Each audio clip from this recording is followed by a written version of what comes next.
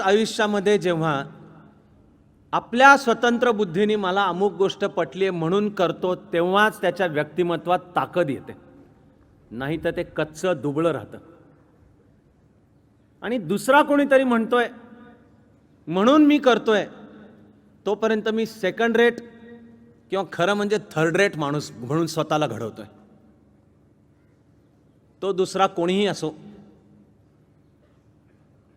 अगदी आई वडील. आणि काही जणांचं असं माझं नातं असणं शक्य म्हणून गर्व न बाळगता म्हणतो की मी जरी म्हणालो तरी मी म्हणालो म्हणून नाही आहे ठेवायचं. याचं कारण मी कोण शहाणा लागून गेलोय. आपल्याला भगवद्गीतेच्या शेवटाकडे श्रीकृष्ण सुद्धा आणि सर्व तत्वज्ञानभर भगवान बुद्ध सुद्धा सांगतो की मी सांगायचं काम केलंय, तू आता स्वतंत्र बुद्धीने विचार कर आणि तुला पटलं तर ह्या रस्त्यावर चल. मी सांगतो म्हणून चल, हाच रस्ता बरोबर आहे. तो बरोबर असल्याचा आत्मविश्वासच आहे, पण तरी स्वतंत्र बुद्धीचा आग्रह आहे. याचं कारण तो विश्वास आहे की स्वतंत्र बुद्धीने जो येईल तो ह्या रस्त्यावर येणारच आहे, पण तो स्वतंत्र बुद्धीने येण्यात त्या पावलांमध्ये ताकद आहे, म्हणून सक्ती नाही आहे. म्हणून शब्द संकल्प वापरलाय, त्याला प्रतिज्ञा म्हटलेलं नाही. प्रतिज्ञा कोणीतरी देतो, आपण घेतो. संकल्प आतमध्ये पटल्यानंतर माणूस सोडतो, संकल्प सोडतो आपण. तसा आजचा हा संकल्प दिवस. आणि आपण चाणक्य मंडलच्या रचनेमध्ये हे पण बसवलंय की तो संकल्प दिवस केव्हा तरी 12 जानेवारी ते 26 जानेवारी ह्या काळामध्ये झाला पाहिजे. 12 जानेवारी म्हणजे माझ्या चाणक्य मंडलच्या, मला वाटतं की देशाच्या सुद्धा आणि जगाच्या गुरुचा जन्मदिवस, स्वामी विवेकानंदांचा तो जन्मदिवस आहे. आणि आनंदाची गोष्ट की या एका विषयात निदान कुठलंही पक्ष, विचारधारा, राजकारण आडवं न येता 1985 मध्ये पंतप्रधान राजीव गांधींना ही सद्बुद्धी सुचली की 12 जानेवारी हा स्वामी विवेकानंदांचा जन्मदिवस राष्ट्रीय युवा दिवस म्हणून साजरा करावा. उद्याचा जर भारत जगाचा नैतिक किंवा आध्यात्मिक गुरु होणार असेल तर त्याची मांडणी आधुनिक काळामध्ये ज्या स्त्री पुरुषांनी केली त्या सर्वांचं जणू एक प्रतीक आहे हे भगव्या वेशातला हा योद्धा संन्यासी. म्हणून 12 जानेवारी ते 26 जानेवारी, कारण की आधुनिक काळामध्ये खरोखर राज्यघटना ही आपली भगवद्गीता आहे.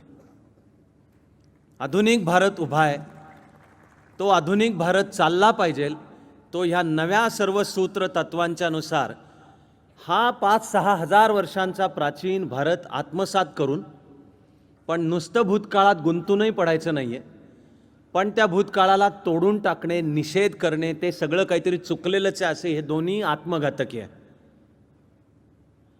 तो असलेला संस्कृतीचा सर्व वारसा उघड्या डोळ्यांनी अभ्यास करून आत्मसात करायचा, त्यावर आपल्या स्वतंत्र बुद्धीने संस्करण करायचं आणि आपल्या बुद्धीमधून जीवनाच्या सर्व क्षेत्रातल्या उत्तमता आणि प्रतिभेचे नवे धुमारे फुटले पाहिजे. हा आहे तो संकल्प. म्हणजे पहिला चाणक्य मंडल परिवारात येऊन जीवन घडवायचं म्हणजे हे करायचं आहे. आपण तर देशभक्तीची पण ही नवी व्याख्या सांगायचा प्रयत्न करतो.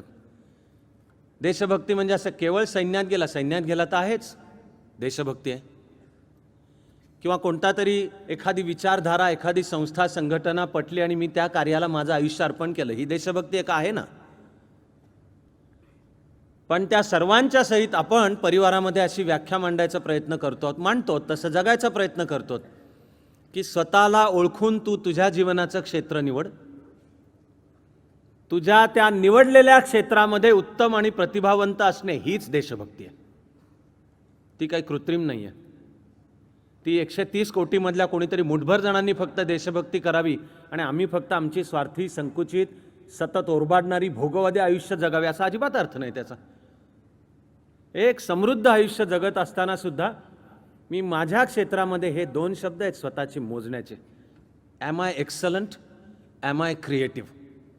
जीवनाच्या माझ्या निवडलेल्या क्षेत्रामध्ये मी उत्तम आणि प्रतिभावंत आहे का.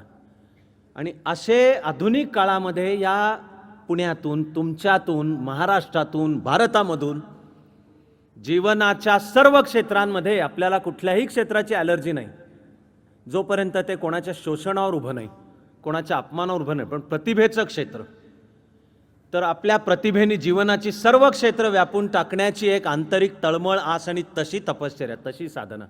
तेव्हा कला, शास्त्र, साहित्य, नृत्य, नाट्य, संगीत, राजकारण, अर्थकारण, समाजकारण, उद्योग, व्यवसाय, मानवी जीवनाचं उद्या एकही क्षेत्र आपल्या प्रतिभेच्या बाहेर, आपल्या आवाक्याच्या बाहेर, की जणू मला त्या क्षेत्राची ॲलर्जी आहे असं असताच कामा नये. तो हा सगळा संकल्प आहे. म्हणून आपण पहिला संकल्प म्हणलाय सर्वांनी, म्हणजे विद्यार्थ्यांनी. हे निश्चय हा स्वतःशी करण्याचा संकल्प आहे की मी जीवन आनंदाने जगणार आहे. हा आपण करत असलेला चॉईस आहे, मी जीवन आनंदाने जगणार आहे. जीवनात दुःख आहेच ना, तेही बुद्धापासून तुकारामापर्यंत सर्वांनी सांगितलेलंच आहे आपल्याला. जीवन दुःखमय आहे. सुख जवा पडे, दुःख पाहता पर्वता एवढे, असं तुकोरवाराय पण म्हणून गेले. आपल्यालाही माहिती आहे, पण आपला चॉईस आहे सामोरं कसं जाणार त्याला. ते कविवर्य मंगेश पाडगावकर आपल्याला सांगूनही गेले आणि स्वतः तसं जगूनही गेले. शरीरात आज नसले तरी ते कविश्रेष्ठ अजरामर आहेत आपल्यामध्ये. आणि पाडगावकरांच्या एका कवितेची सुरुवातच आहे, सांगा कसं जगायचं, कणत कणत का गाणं म्हणत. आणि संकल्प म्हणजे आपण हा चॉईस करतो की माझ्या वाट्याला चढ उतार, यश अपयश, सुख दुःख, आशा निराशा, अपमान, उपेक्षा, अवहेलना काही येऊ द्यात, मी हे दिवा पेटवतोय संकल्पाचा की मी जीवन आनंदाने जगणार आहे. पुढच्या वाक्यात त्या आनंदाची व्याख्या आहे. तेव्हा आनंद म्हणजे सिगरेट, दारू, तंबाखू नाही. आनंद म्हणजे पुरुष असला तर जे देशामध्ये घडतंय अनेक ठिकाणी, स्त्रियांशी वेडवाकडं कसंही वागणं, आता काय कारण तुम्हीच म्हणालात मी जीवन आनंदाने जगणार आहे. तर पुढच्या वाक्यात म्हणतो आपण स्वतःचं कर्तव्य आनंदाने करत जगणार आहे. ही व्याख्या आहे आनंदाची.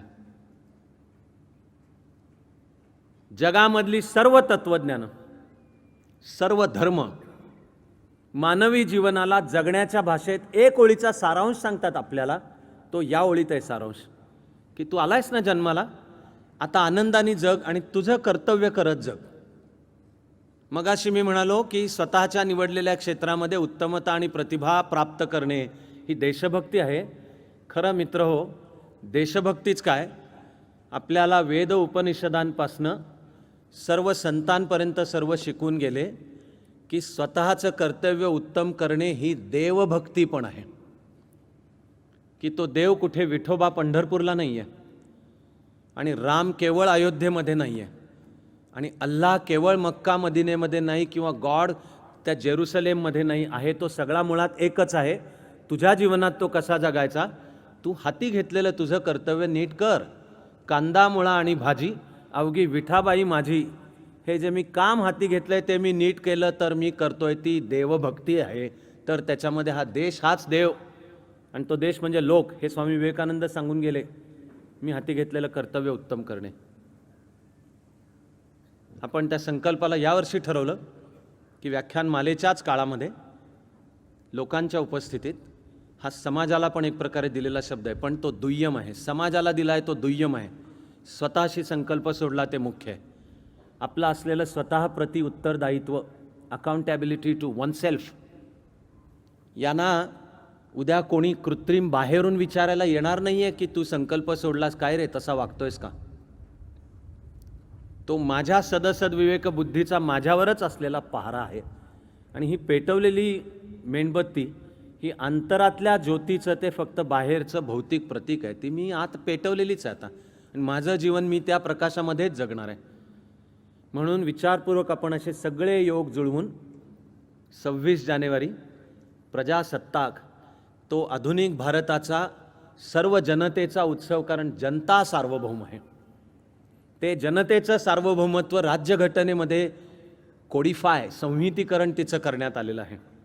आणि हा आपला लोकशाही हा उत्सवसुद्धा, आणि त्या दिवशी बोलण्याचा, समजावून घेण्याचा विषयसुद्धा लोकशाही, असा आजचा हा पवित्र दिवस. म्हणून अर्थातच सुरुवात आपण उपासनेने केली. चाणक्य मंडलमधले ताससुद्धा उपासना म्हणजे मेडिटेशन, ध्यानाने सुरू होतात आणि आपण जी रोज प्रार्थना म्हणतो त्यांनी ते संपतात. ती जी रोजची प्रार्थना आहे, जी मी तुम्हा सर्वांचे मनापासून आभारी आहे की आपण थांबतो, बहुसंख्य जण, मेजॉरिटी जण थांबतात, छान सुरामध्ये चैतन्यदायी पद्धतीने म्हणतात, ती मी 1986मध्ये स्वतःसाठी IAS झालो त्या रात्री स्वतःकरता लिहिलेली मूळ कविता आहे.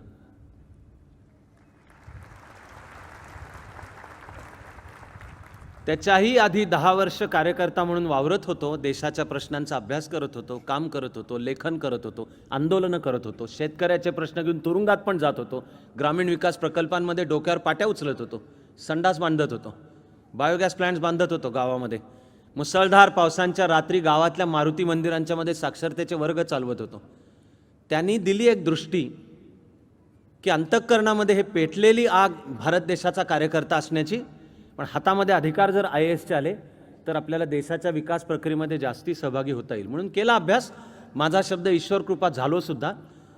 त्यावेळी रात्रभर जागा होतो की आता झालो IAS, आता मला कसं जगायचं आहे. आणि त्या रात्री अस्वस्थतेतच जागा असताना उत्स्फूर्तपणे सुचलेल्या त्या ओळी 10 वर्ष शासनात काम केल्यानंतर आता पुढचं काम करायला जेव्हा शासकीय सेवा सोडली आणि चाणक्य मंडल परिवारच्या कामाला सुरुवात केली, मला माझे सर्व सहकारी आम्हाला वाटलं की ही आपली रोजची प्रार्थना, रोज एकदा ती म्हणायची आहे की अभ्यास का करायचा आहे. वेगवेगळी गाईडं असोत, पण विषयाच्या खोलात जाऊन नुसतं रट्टेबाजीने नाही, विषय समजावून घ्यायला तो काय करायचा आहे. तो नुसत्या लाल दिव्याच्या गाडीसाठी नाही करायचा आहे. तो बंगला मिळणार आहे, मला IAS IPS IFS झालो म्हणजे नाव माझं खूप मोठं होणार आहे, पेपरला छापून येणार आहे, माझ्या मुलाखती पेपरमध्ये येतील, हे दुय्यम आहे. हे सगळं यासाठी नाही करायचं आहे. कशासाठी करायचं आहे. ती गांधीजी आणि विवेकानंदांनी दिलेली दृष्टी. म्हणून ओळे जरी एक अश्रू पुसायास आला तरी जन्म काहीच कामास आला. की मी जन्म सार्थकी लागला केव्हा म्हणेन, खूप कीर्ती मिळाली, खूप पैसे मिळाले, खूप नाव झालं, माझं गळ्यामध्ये खूप हार गुच्छ पडले, उद्या बहुधा पुतळे उभे राहिले, मग म्हणणार आहे काय जन्म सार्थकी लागला. आपलं स्वातंत्र्य मिळताना गांधीजींना त्यावेळच्या जगातलं एक नंबर 1चं म्हणावं असं वृत्तपत्र, वृत्त नियतकालिक होतं लाईफ. तिची अमेरिकन वार्ताहर महिला मार्गारेट व्हाईट, ती भारतात आली होती. मुलाखत इथे येरवड्यातच झाली. तिने गांधीजींना विचारलं होतं की तुमच्या जीवनाचं स्वप्न काय. गांधीजींनी दिलेलं उत्तर होतं, I want to wipe out every single tear from every single weeping eye. Gandhiji स्वप्न बोलले त्यांचं की अश्रू भरल्या प्रत्येक डोळ्यातला प्रत्येक अश्रू पुसणं हे मी माझ्या जीवनाचं काम मानतो. मला 86 सालातल्या त्या रात्री वाटलं की अश्रू भरल्या प्रत्येक डोळ्यातला प्रत्येक अश्रू पुसण्याची भाषा विवेकानंद गांधीजींनी करावी. पण अरे आपण त्यांचे विद्यार्थी शिष्य म्हणवत असलो तर मी एक तर अश्रू पुसू शकतो की हा समोर शेतकरी आला, मी ऑफिसात टेचात बसलोय आणि त्याचं जीवन अडून पडेल अशी कोणती तरी केस आहे, असा त्याला 7/12चा उतारा मिळत नाहीये, त्याला तलाठी पैसे खाऊन छळतोय, त्याला सरकारी यंत्रणा त्रास देतेय. मी जर त्याचा एक प्रश्न सोडवला, त्याच्या डोळ्यामध्ये ते कृतज्ञतेचे अश्रू तरळले तर त्याचं मोल दुसऱ्या पारड्यातल्या टनावारी सोन्यापेक्षा जास्ती आहे. ही ओळ आहे ती.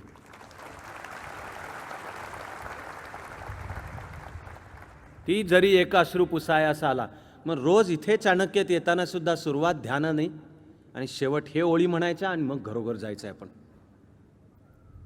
त्या सुरुवात ध्यान आणि निवडलेले सुद्धा श्लोक मला कळणाऱ्या, मला भावलेल्या आणि आज मांडायच्या असलेल्या भारतीय संस्कृतीचा सारांश ज्या 3 श्लोकात येतो त्यात आहे. तेव्हा ओम सहनाववतु, मी याला नाव ठेवलं हा टीमवर्कचा श्लोक आहे. टीमवर्क, आम्ही सगळे एकत्र असू, एकत्र आनंद पण मिळवू, एकत्र पराक्रम पण करू, परस्परांचा द्वेष करणार नाही. ओम शांती, म्हणजे या विश्वाच्या कल्याण आणि शांती करता. गुरु ब्रह्मा, जे जीवनात करायचं ते अंतःकरणात गुरुचं स्मरण करून. आणि मला जर कोणी विचारलं की भारतीय संस्कृतीची एक ओळीची घोषणा सांग, तर मी निसंदिग्धपणे ती मुळातली घोषणा सांगणार आहे, सर्वेत्र सुखिनः सन्तु. भारतीय संस्कृतीचा मूळ संदेश काय, शोधत शोधत शोधत खोल खोल खोल उतरत गेलो तर मग तो मूळ संदेश आहे सर्वेत्र सुखिनः सन्तु. संस्कृतमध्ये आहे सर्वेत्र सुखिनः सन्तु, पालीमध्ये बुद्धांनी आपल्याला शिकवलं भवतु सब्ब मंगलम, तेच ज्ञानोबा माऊलींनी 16व्या वर्षी शिकवलं, जो जे वांछील तो ते लाहो प्राणी जात. हा वारसा आहे आपला. जे करायचं जीवनात प्रथम अंतःकरणामध्ये प्रार्थना सर्वेत्र सुखिनः सन्तु आणि मग आपल्या कर्माला सुरुवात करायची. असं सर्वेत्र सुखिनः सन्तु म्हणल्याने काय होतात काय सगळे सुखी? मी हे म्हणायला तयार आहे की मला माहिती नाही, मान्य करायला तयार आहे. मी मान्य करायला तयार आहे की नसतील कदाचित.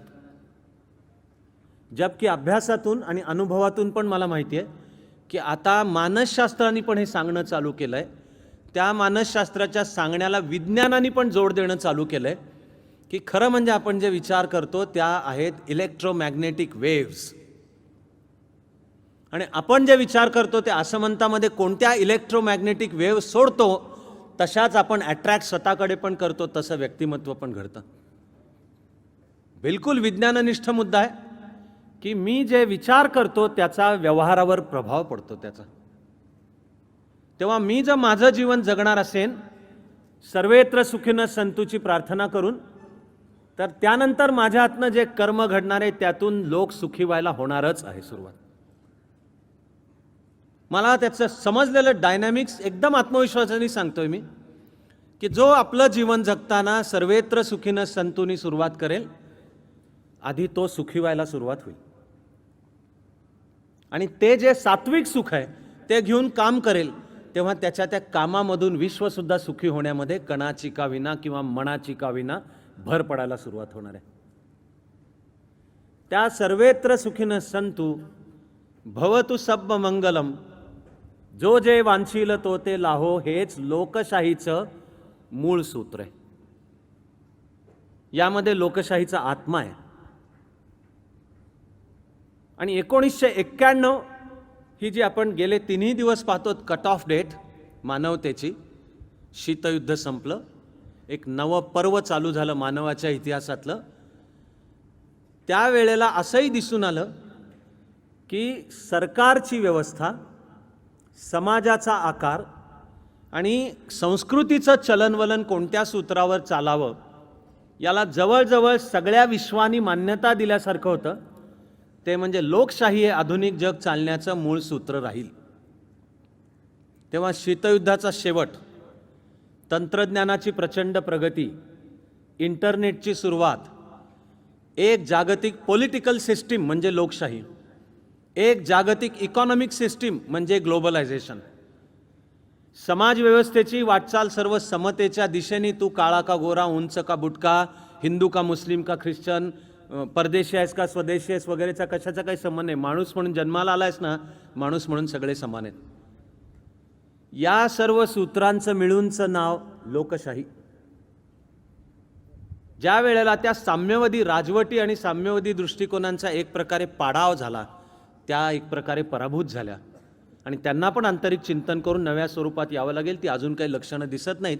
कदाचित फार तर फार काही विचारवंत एरिक हॉब्सबॉम सारखे मांडतात किंवा ब्रिटनमधला लेबर पक्षाने आत्ता जो निवडला त्यांचा नेता, तो सांगतो की मी डाव्या आणि समाजवादी विचाराचा आहे, पण त्याला पक्षाने नेता म्हणून निवडलं. अमेरिकेमध्ये डेमोक्रॅटिक पक्षाच्या राष्ट्राध्यक्षपदाच्या उमेदवार कोण असणार याची घमासान लढाई चालू आहे. तिचं पहिलं पक्षांतर्गत मतदान पुढल्या आठवड्यात होणार. पण अमेरिकेच्या इतिहासात पहिल्यांदा म्हणावा असा एक नेता मी समाजवादी आहे असं सांगतो तरी त्याचं वाढत चाललेलं आहे डेमोक्रॅटिक पक्षांतर्गत. ते एक आठवड्याने आपल्याला कळेल. Bernie Sanders. म्हणजेच लेफ्टिझम डाव्या विचाराला सुद्धा लोकशाहीच्या चौकटीमध्ये पुन्हा नवीन विचार मांडून नवीन आर्थिक धोरणांसहित कसं यायचं ह्याचा विचार करूनच कमबॅक जर करायचं झालं तर यावं लागेल. पण लोकशाही हे मानवाने स्वीकारलेलं समान सूत्र आहे. म्हणून एक अमेरिकन विचारवंत फ्रान्सिस फुकुयामा यांनी त्याच्या 1-2 वर्षांनंतर एक पुस्तक लिहिलं, ग्रंथ आहे, त्याचं नावच आहे end of history. End of history म्हणजे जणू इतिहासाचा शेवट झाला काय? इतिहास असा कधी संपत असतो का? इतिहास यावत चंद्र दिवा करो की जोपर्यंत मनुष्य जमात आहे, 2 दिवसापूर्वी मी म्हणालो तसं कोणते तरी जेनेटिक म्युटेशन होऊन दुसरी कुठली तरी स्पीसीज तयार होत नाही आणि आपण आहोत, इतिहास चालूच राहणार आहे. त्या अर्थाने इतिहास हा अनादी पण आहे आणि अनंत पण आहे.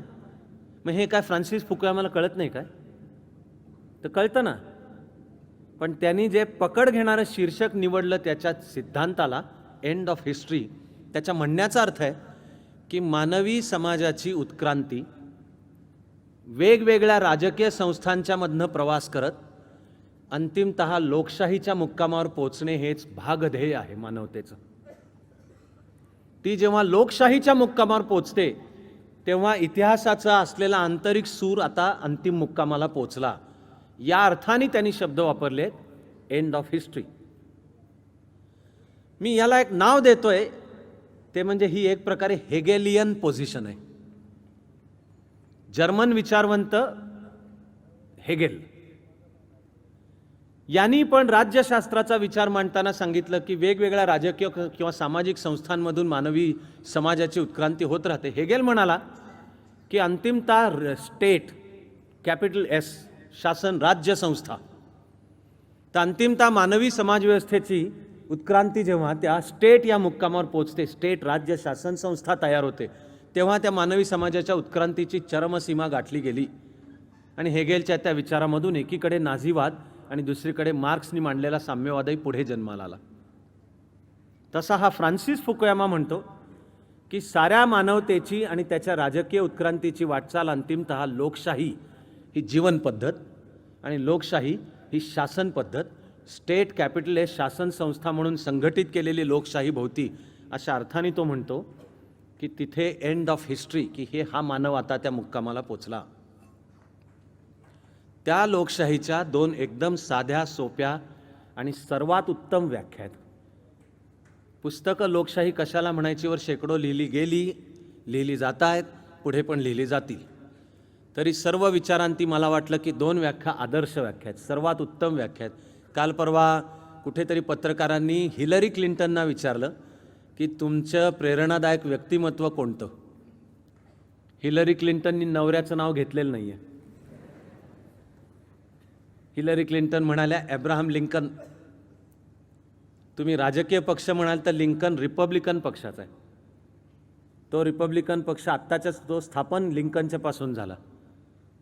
पण हिलरी क्लिंटनना डेमोक्रॅटिक पक्षाचं तिकीट मागताना सुद्धा मला प्रेरणा देणारं व्यक्तिमत्व लिंकन म्हणण्यामध्ये आडवं काही येत नाही. हीच लोकशाही आहे.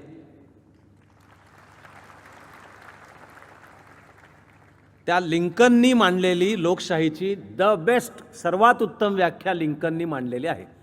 अमेरिकन सिव्हिल वॉर चालू होतं, त्यामध्ये अमेरिका एकसंध ठेवू आणि वंशवाद खतम करू म्हणणारा लिंकन आणि युनियनिस्ट हरत होते. दोन युद्ध ही त्या सिव्हिल वॉरचे टर्निंग पॉईंट आहेत. त्यातलं एक म्हणजे वॉशिंग्टन DC पासून ते फार लांब नाही आहे, गेटिसबर्ग म्हणून ठिकाण आहे. तिथे या युनियनिस्टांनी फुटून निघणारे होते त्यांच्या विरुद्धचं पहिलं युद्धामध्ये मोठा विजय मिळवला. त्या गेटिसबर्गच्या लढाईनंतर लिंकन सैन्याला भेटायला तिथे गेला आणि आजही ते मूळ वाचलं तर 120 ते 180 सेकंदापेक्षा कमी जास्ती निघणार नाही, इतकं छोटंच बोलला लिंकन. पण ते केवळ अमेरिकेच्या नव्हे, मानवाच्या इतिहासामध्ये सुवर्णाक्षरांनी नोंद होईल इतकं ते उत्स्फूर्त केलेलं अप्रतिम भाषण आहे. विवेकानंदांच्या 11 सप्टेंबर 1893च्याच भाषणाप्रमाणे हेही मानवाच्या इतिहासात नोंदवलं जाईल. कारण त्यामध्ये लिंकननी 3 मिनिटाच्या अंतरात आपल्या सैनिकांना आपण कशासाठी लढतो हे मूळ सांगितलं, फार वेळ न घेता.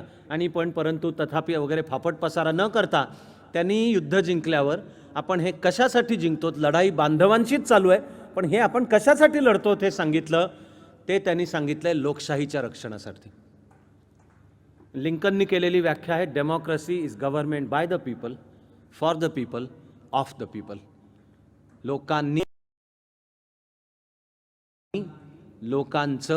लोकांसाठी चालवलेलं सरकार म्हणजे लोकशाही.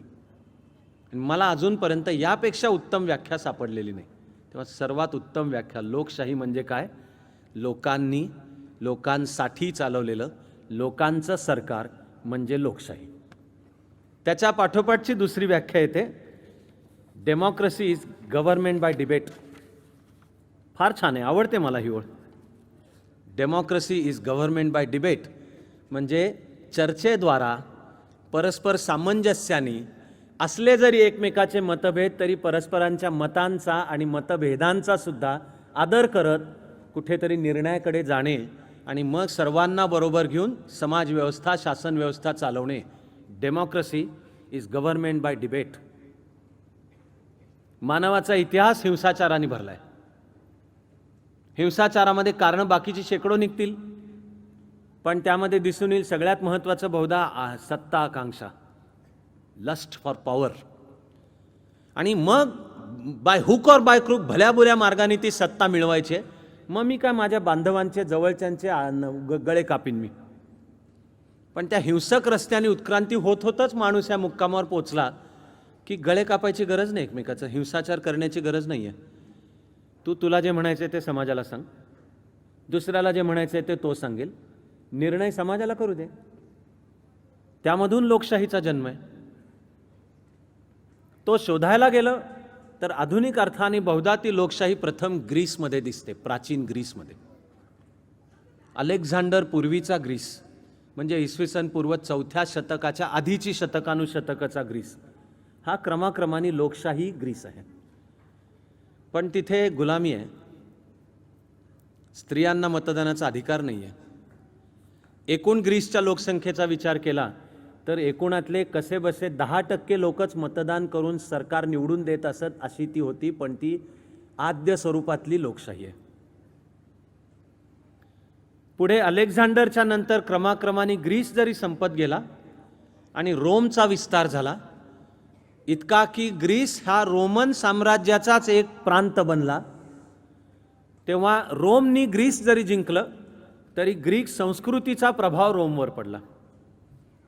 त्या रोमची सुद्धा वाटचाल इसवी सन पूर्व 44 पर्यंत लोकशाही मार्गाने. ती नुसती लोकशाहीने, रोमन तर गणराज्य आहे. लोकशाही आणि गणराज्य आहे. लोक मतदान करून आपले प्रतिनिधी निवडून देतात आणि ते सरकार चालवतात. ही आहे लोकशाहीची व्याख्या. पण तुमचा माझा हा आजचा जो पवित्र दिवस, पुन्हा त्याला प्रजासत्ताक का म्हणायचं?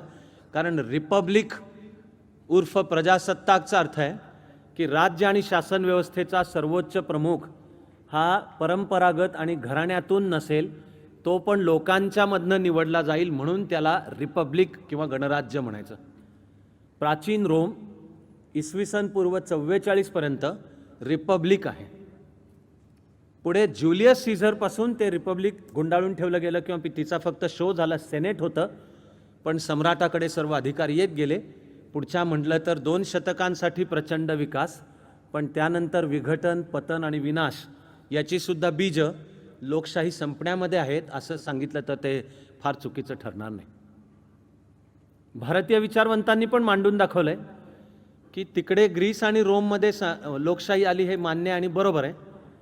पण हे निश्चित आहे की भारतामध्ये पण, आणि काळाच्या दृष्टीने मोजलं तर ग्रीस आणि रोमच्या आधीसुद्धा ठिकठिकाणी लोकशाही होती. हा कोणताही देशाबद्दलचा खोटा अभिमान नाही. अलेक्झांडरची सुद्धा जेव्हा स्वारी होते आहे त्यावेळेला अलेक्झांडरशी पराक्रमाने लढले, ती गणराज्य असा उल्लेख आहे त्याचा. आणि ती मालव आणि योधेय गणराज्य, ज्यांच्याशी लढताना अलेक्झांडर जखमी झाला, शरीरभर विष भिनलं, ग्रीक सैन्याचं नीतिधैर्य हरवलं, त्यांनी अलेक्झांडर विरुद्ध बंड केलं, म्हणून सिंधू नदीमध्ये तराफे करून अरबी समुद्राला मिळून तो बॅबिलॉनला परत गेला आणि तिकडेच मेला. तो भारताच्या फक्त कोपऱ्यापर्यंत आला होता का? पण त्याच्याशी लढली ती मालव आणि योधेय यांचा उल्लेख इतिहासामध्ये गणराज्य असा आहे. गणराज्य म्हणजे लोक निवडत असत सरकार. आपण गौतम बुद्धाची कहाणी काळजीपूर्वक वाचली पाहिजे, समजावून घेतली पाहिजे. ती जर नीट सखोल समजावून नाही घेतली तर वरवर आपल्याला बहुधा सांगितलं जातं की गौतम बुद्धाचे वडील राजा शुद्धोधन, राजधानी कपिलवस्तू, आईचं नाव मायादेवी इत्यादी. पण आपण हे त्यावेळी लक्षात घेत नाही की जे घेतलं पाहिजे की हे शाक्य कुल होतं आणि राजाची निवड लोक करत असत. आणि मग ते शाक्य कुलामध्ये आणि अशी ठिकठिकाणी वर्धमान महावीराचं सुद्धा लिच्छवी कुल, लिच्छवी ते बिहारमधल्या वैशाली नगरीमध्ये पूर्वीच्या, ते पाटलीपुत्रच्या म्हणजे पाटण्याच्या जवळच आहे. लोक मतदान करत असत, त्यातून निवड होत असे. तिला संस्कृत आणि दोन्ही प्राकृतामधला शब्द शलाका, शलाका म्हणजे असं पातळ कशावर ते लोक नाव लिहायचे उमेदवाराचं, आम्हाला कोण हवा आहे अशी गुंडाळी त्याची करून हंड्यामध्ये टाकायचे आणि असं दिवसभराचं सर्व संपलं की मोजलं जायचं, त्यातनं निवड व्हायची. हे जे शब्द सभा आणि समिती वापरले गेलेले आहेत प्राचीन भारताच्या इतिहासामध्ये, तर अनेक आपल्या राजकीय विचारवंतांनी असा अन्वयार्थ लावला आहे की ती सभा म्हणजे आत्ताच्या स्वरूपातली जनरल असेंब्ली किंवा उर्फ संसद म्हणतात, आणि समिती म्हणजे त्या सभेतल्या ज्या सदस्यांवर कार्यकारी जबाबदाऱ्या सोपवल्या आहेत ते म्हणजे समिती, असं इंटरप्रिटेशन अन्वयार्थ काही जणांनी लावला आहे. आणि तो फार ओढून ताणून केलेला असं म्हणता येणार नाही. या मुद्द्यांच्या बाबतीत विविध मतमतांतरं जरी असली तरी ज्याच्यावर शंकेला आणि दुमताला यत्किंचित सुद्धा जागा नाही असा प्राचीन तमिळनाडूतल्या चोल साम्राज्याच्या इतिहासाचा पुरावा आहे. चोल कालखंड तो इसवी सन पूर्व 3ऱ्या 4थ्या 5व्या शतकापासूनही सुरू होतो. त्याचं तमिळ म्हणजे आपलाच आहे, भारताचाच इतिहास आहे. त्याचं नाव संगम कालखंड. त्यामध्ये गाव पातळीला गावाची पंचायत लोक निवडत असत आणि गावावर अधिकार सम्राटाचा सुद्धा चालत नसे. सम्राटाला गावाला हुकूम करण्याचा अधिकार नव्हता. ही थेट आणि तळागाळातल्या डायरेक्ट डेमोक्रेसीचा हा उत्तम नमुना आहे. आज ऐकताना आश्चर्य वाटेल किंवा माझ्या मनाबरोबर असला तर मला वाटतो तसा आनंद तुम्हालाही वाटेल. मला वाटतो आनंद, इतकी ती सूत्र मोलाची आहेत. चोल कालखंडातल्या ग्रामस्वराज्यामध्ये निवडणुका होत असत, पण पक्ष नव्हते आणि उमेदवार पण नसत.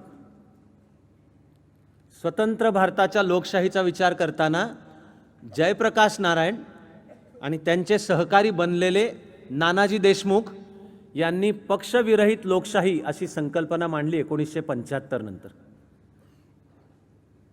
की लोकशाहीची ही वाटचाल पक्षविरहित लोकशाहीकडे पाहिजे. त्याचा एक प्राचीन ब्लूप्रिंट आपल्याला निदान त्या चोल लोकशाहीमध्ये दिसून येतो.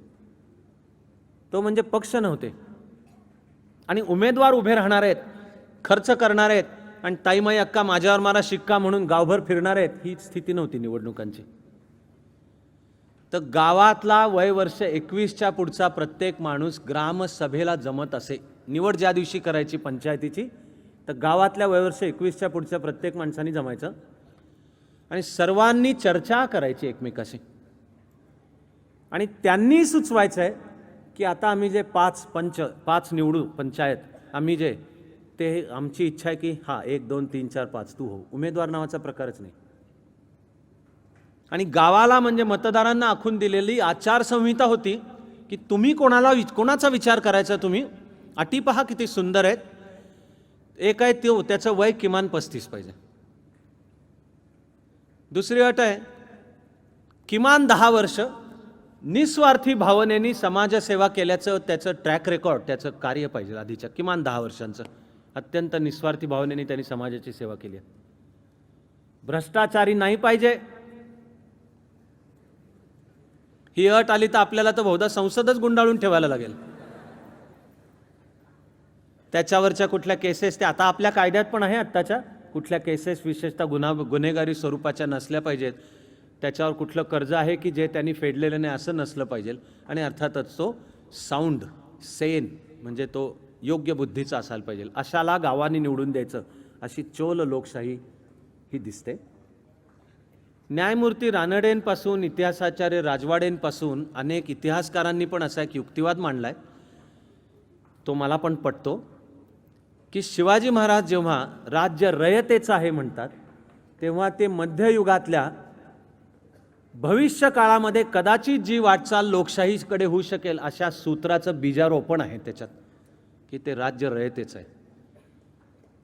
मग हे इतिहासकारांनी विचारवंत असे म्हणतात की नुसतं शिवाजी महाराज राज्य रयतेचं आहे म्हणून नाही थांबले. त्यांचं जे अष्टप्रधान मंडळ आहे ते म्हणजे लोकशाहीतल्या कार्यकारी मंडळाच्या रचनेचं नाव कॅबिनेट सिस्टीम, की जी जनतेला उत्तरदायी आहे. हे नंतर शब्दांकन रामचंद्र पंत अमात्यांनी केलेल्या आज्ञापत्रामध्ये शिवाजी महाराज आपल्या सर्व सहकाऱ्यांना अष्टप्रधान मंडळाला वारंवार सांगतातच आहेत की आपण लोकांना उत्तरदायी आहोत आणि आपली वर्तणूक पारदर्शक पाहिजे. जनतेच्या रयतेच्या देठालाही हात लावाल तो मराठियांची इज्जत तो वाचणार नाही. आणि लोकांना छळू नका, किंवा असं जर केलं तर लोक म्हणतील कसलं हिंदवी स्वराज्य, यापेक्षा मुघल परवडले. तर काही इतिहासकारांनी असं म्हणलं की या सगळ्या मांडणीमध्ये जर ती शिवकालीन प्रक्रिया चालू राहिली असती ऐतिहासिक, तर तिचं रूपांतर यथावकाश लोकशाहीमध्ये झालं असतं असं म्हणणं फार वावगं नाही. कारण मानवाच्या इतिहासातला तो दाखला, ज्या देशांमध्ये लोकशाहीचं रूपांतर झालं तिथे पण आधी राजकीय फॉर्म, राजकीय आकार राजेशाहीचाच होता. पण तिथे राजकीय संस्था क्रमाक्रमाने उत्क्रांत होत लोकांना उत्तरदायी सरकार, जबाबदार सरकार, पुढे लोकांनी निवडलेलं सरकार, कायद्याला बांधलेलं सरकार, ह्या संकल्पना क्रमाक्रमाने येत गेल्या. ती आधुनिक काळातली सुरुवात ग्रेट ब्रिटनपासून आहे. तिची ऐतिहासिक तारीख सांगायची झाली महत्त्वाची तर ती 15 जून 1215 आहे. या तारखेला त्यावेळचा ब्रिटनचा राजा किंग जॉन, त्यांनी आपल्या सरदारांना आदेश काढला होता युद्ध करायचंय, तुमचं सैन्य घेऊन जमा व्हा. सरदारांची इच्छा नव्हती, फार खर्च पडत होता, म्हणून त्या सरदार मंडळींनी बंड केलं राजाविरुद्ध. पण राजांनी पण युद्ध सरदारांशीच न करता किंवा त्यांना चिरडण्याची भाषा न करता थोडे सामोपचाराचं धोरण पत्करलं. म्हणून लंडनपासून थोड्याच अंतरावर टेम्स नदीच्याच काठावर रुनिमीड नावाचं गाव आहे. तिथे एका तंबूमध्ये हा राजा आणि त्याचे बेरन म्हणजे त्याचे सरदार यांची टेबलभोवती बैठक झाली आणि त्यांनी मिळून काही समान सूत्रांना मान्यता दिली. त्याला पुढे इतिहासामध्ये नाव पडलं मॅग्ना चार्टा. काही जण त्याचा उच्चार मॅग्ना कार्टा असा पण करतात. तुम्हाला जो करण्याने बरं वाटेल तो तुम्ही करा उच्चार. त्या मॅग्ना चार्टाचा मसुदा तयार केला होता आर्च बिशप ऑफ कॅन्टरबरीने. वर्ष 1215 लक्षात ठेवा. अजून प्रोटेस्टंट विद्रोह झाला नव्हता मार्टिन लुथरचा. तेव्हा कॅथलिक ख्रिश्चॅनिटी एकसंध होती. तिचा सर्वोच्च प्रमुख रोमचा पोप होता आणि हा इंग्लंडचा जो राजा तो सुद्धा त्या कॅथलिक ख्रिश्चॅनिटीचा म्हणजे पोपचं म्हणणं त्याला ऐकावं लागायचं. म्हणून राजा आणि सरदारांच्या चर्चेसाठी त्या पोपचा इंग्लंडच्या प्रदेशाचा प्रमुख धर्माधिकारी म्हणजे आर्च बिशप ऑफ कॅन्टरबरी. त्यांनी या मॅग्ना चार्टाचा मसुदा तयार केला. त्याला राजाने आणि या सरदारांनी मान्यता दिली, पण पोपनी मान्यता नाकारली. पोप म्हणला नाही करता येणार असं. पुढे हा पॉप्युलर नसलेला किंग जेम्स गेला. पुढे आला हेनरी तिसरा. मला हे सगळं ऐकलं इतिहासात की पुलं आठवतातच कायम. एवढी थोरवी आहे पुलंची की हे वाचलं की पुलं आठवतातच. त्यांच्या बिगर इथे मॅट्रिकमध्ये पुलं म्हणतात की तासाला मास्तरनी विचारलं 8व्या हेनरीनी काय केलं सांगा. मी उत्तर दिलं 9व्या हेनरीला जन्म दिला.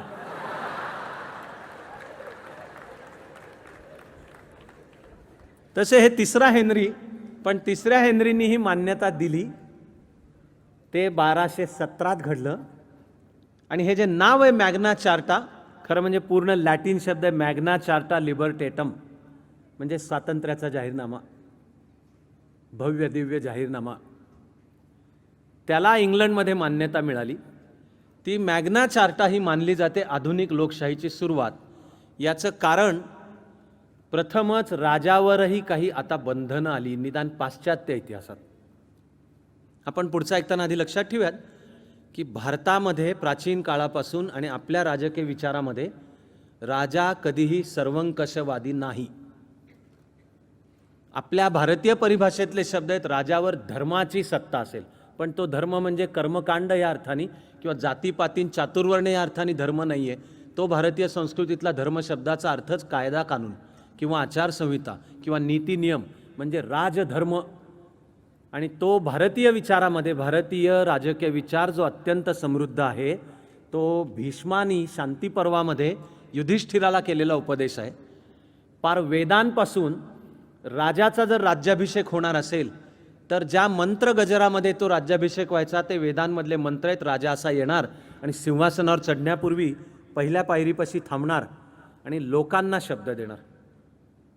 की सगळी प्रजा माझी मुलं बाळ आहेत, असा मी प्रजेचा सांभाळ करीन.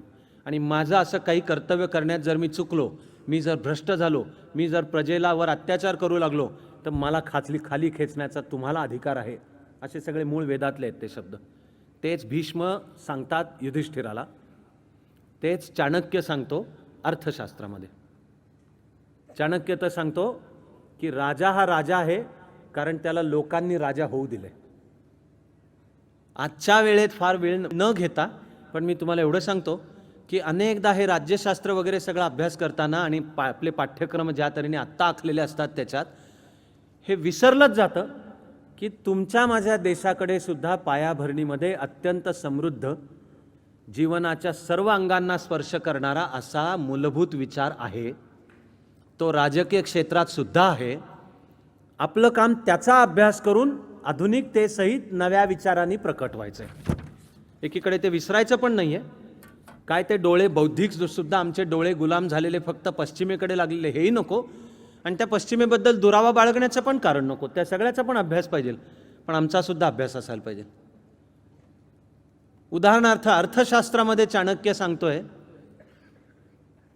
प्रजा सुखे सुखम राज्ञः प्रजा हिते च हितम आणि नात्मप्रियम राज्ञः.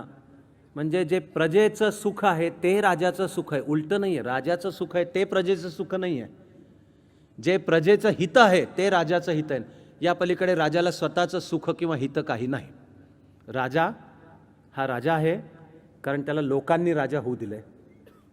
राजा हा राजा राहू शकतो जोपर्यंत त्याला लोक राहू देतील राजा म्हणून. तो जर त्याच्या कर्तव्यात चुकला तर त्याला पदावरनं खाली खेचणं हा लोकांचा हक्कच आहे. नवे नवे अशा राजाला मारून टाकलं तरी ते बेकायदेशीर नाही, असं सगळं चाणक्य अर्थशास्त्रामध्ये सांगतो. आधी त्यांनी ते करून पण दाखवलं.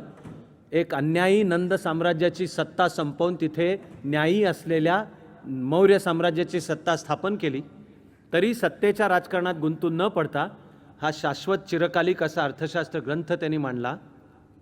चाणक्य अर्थशास्त्र मांडताना सांगतो की मी जे मांडतोय ते नवीन नाही काही.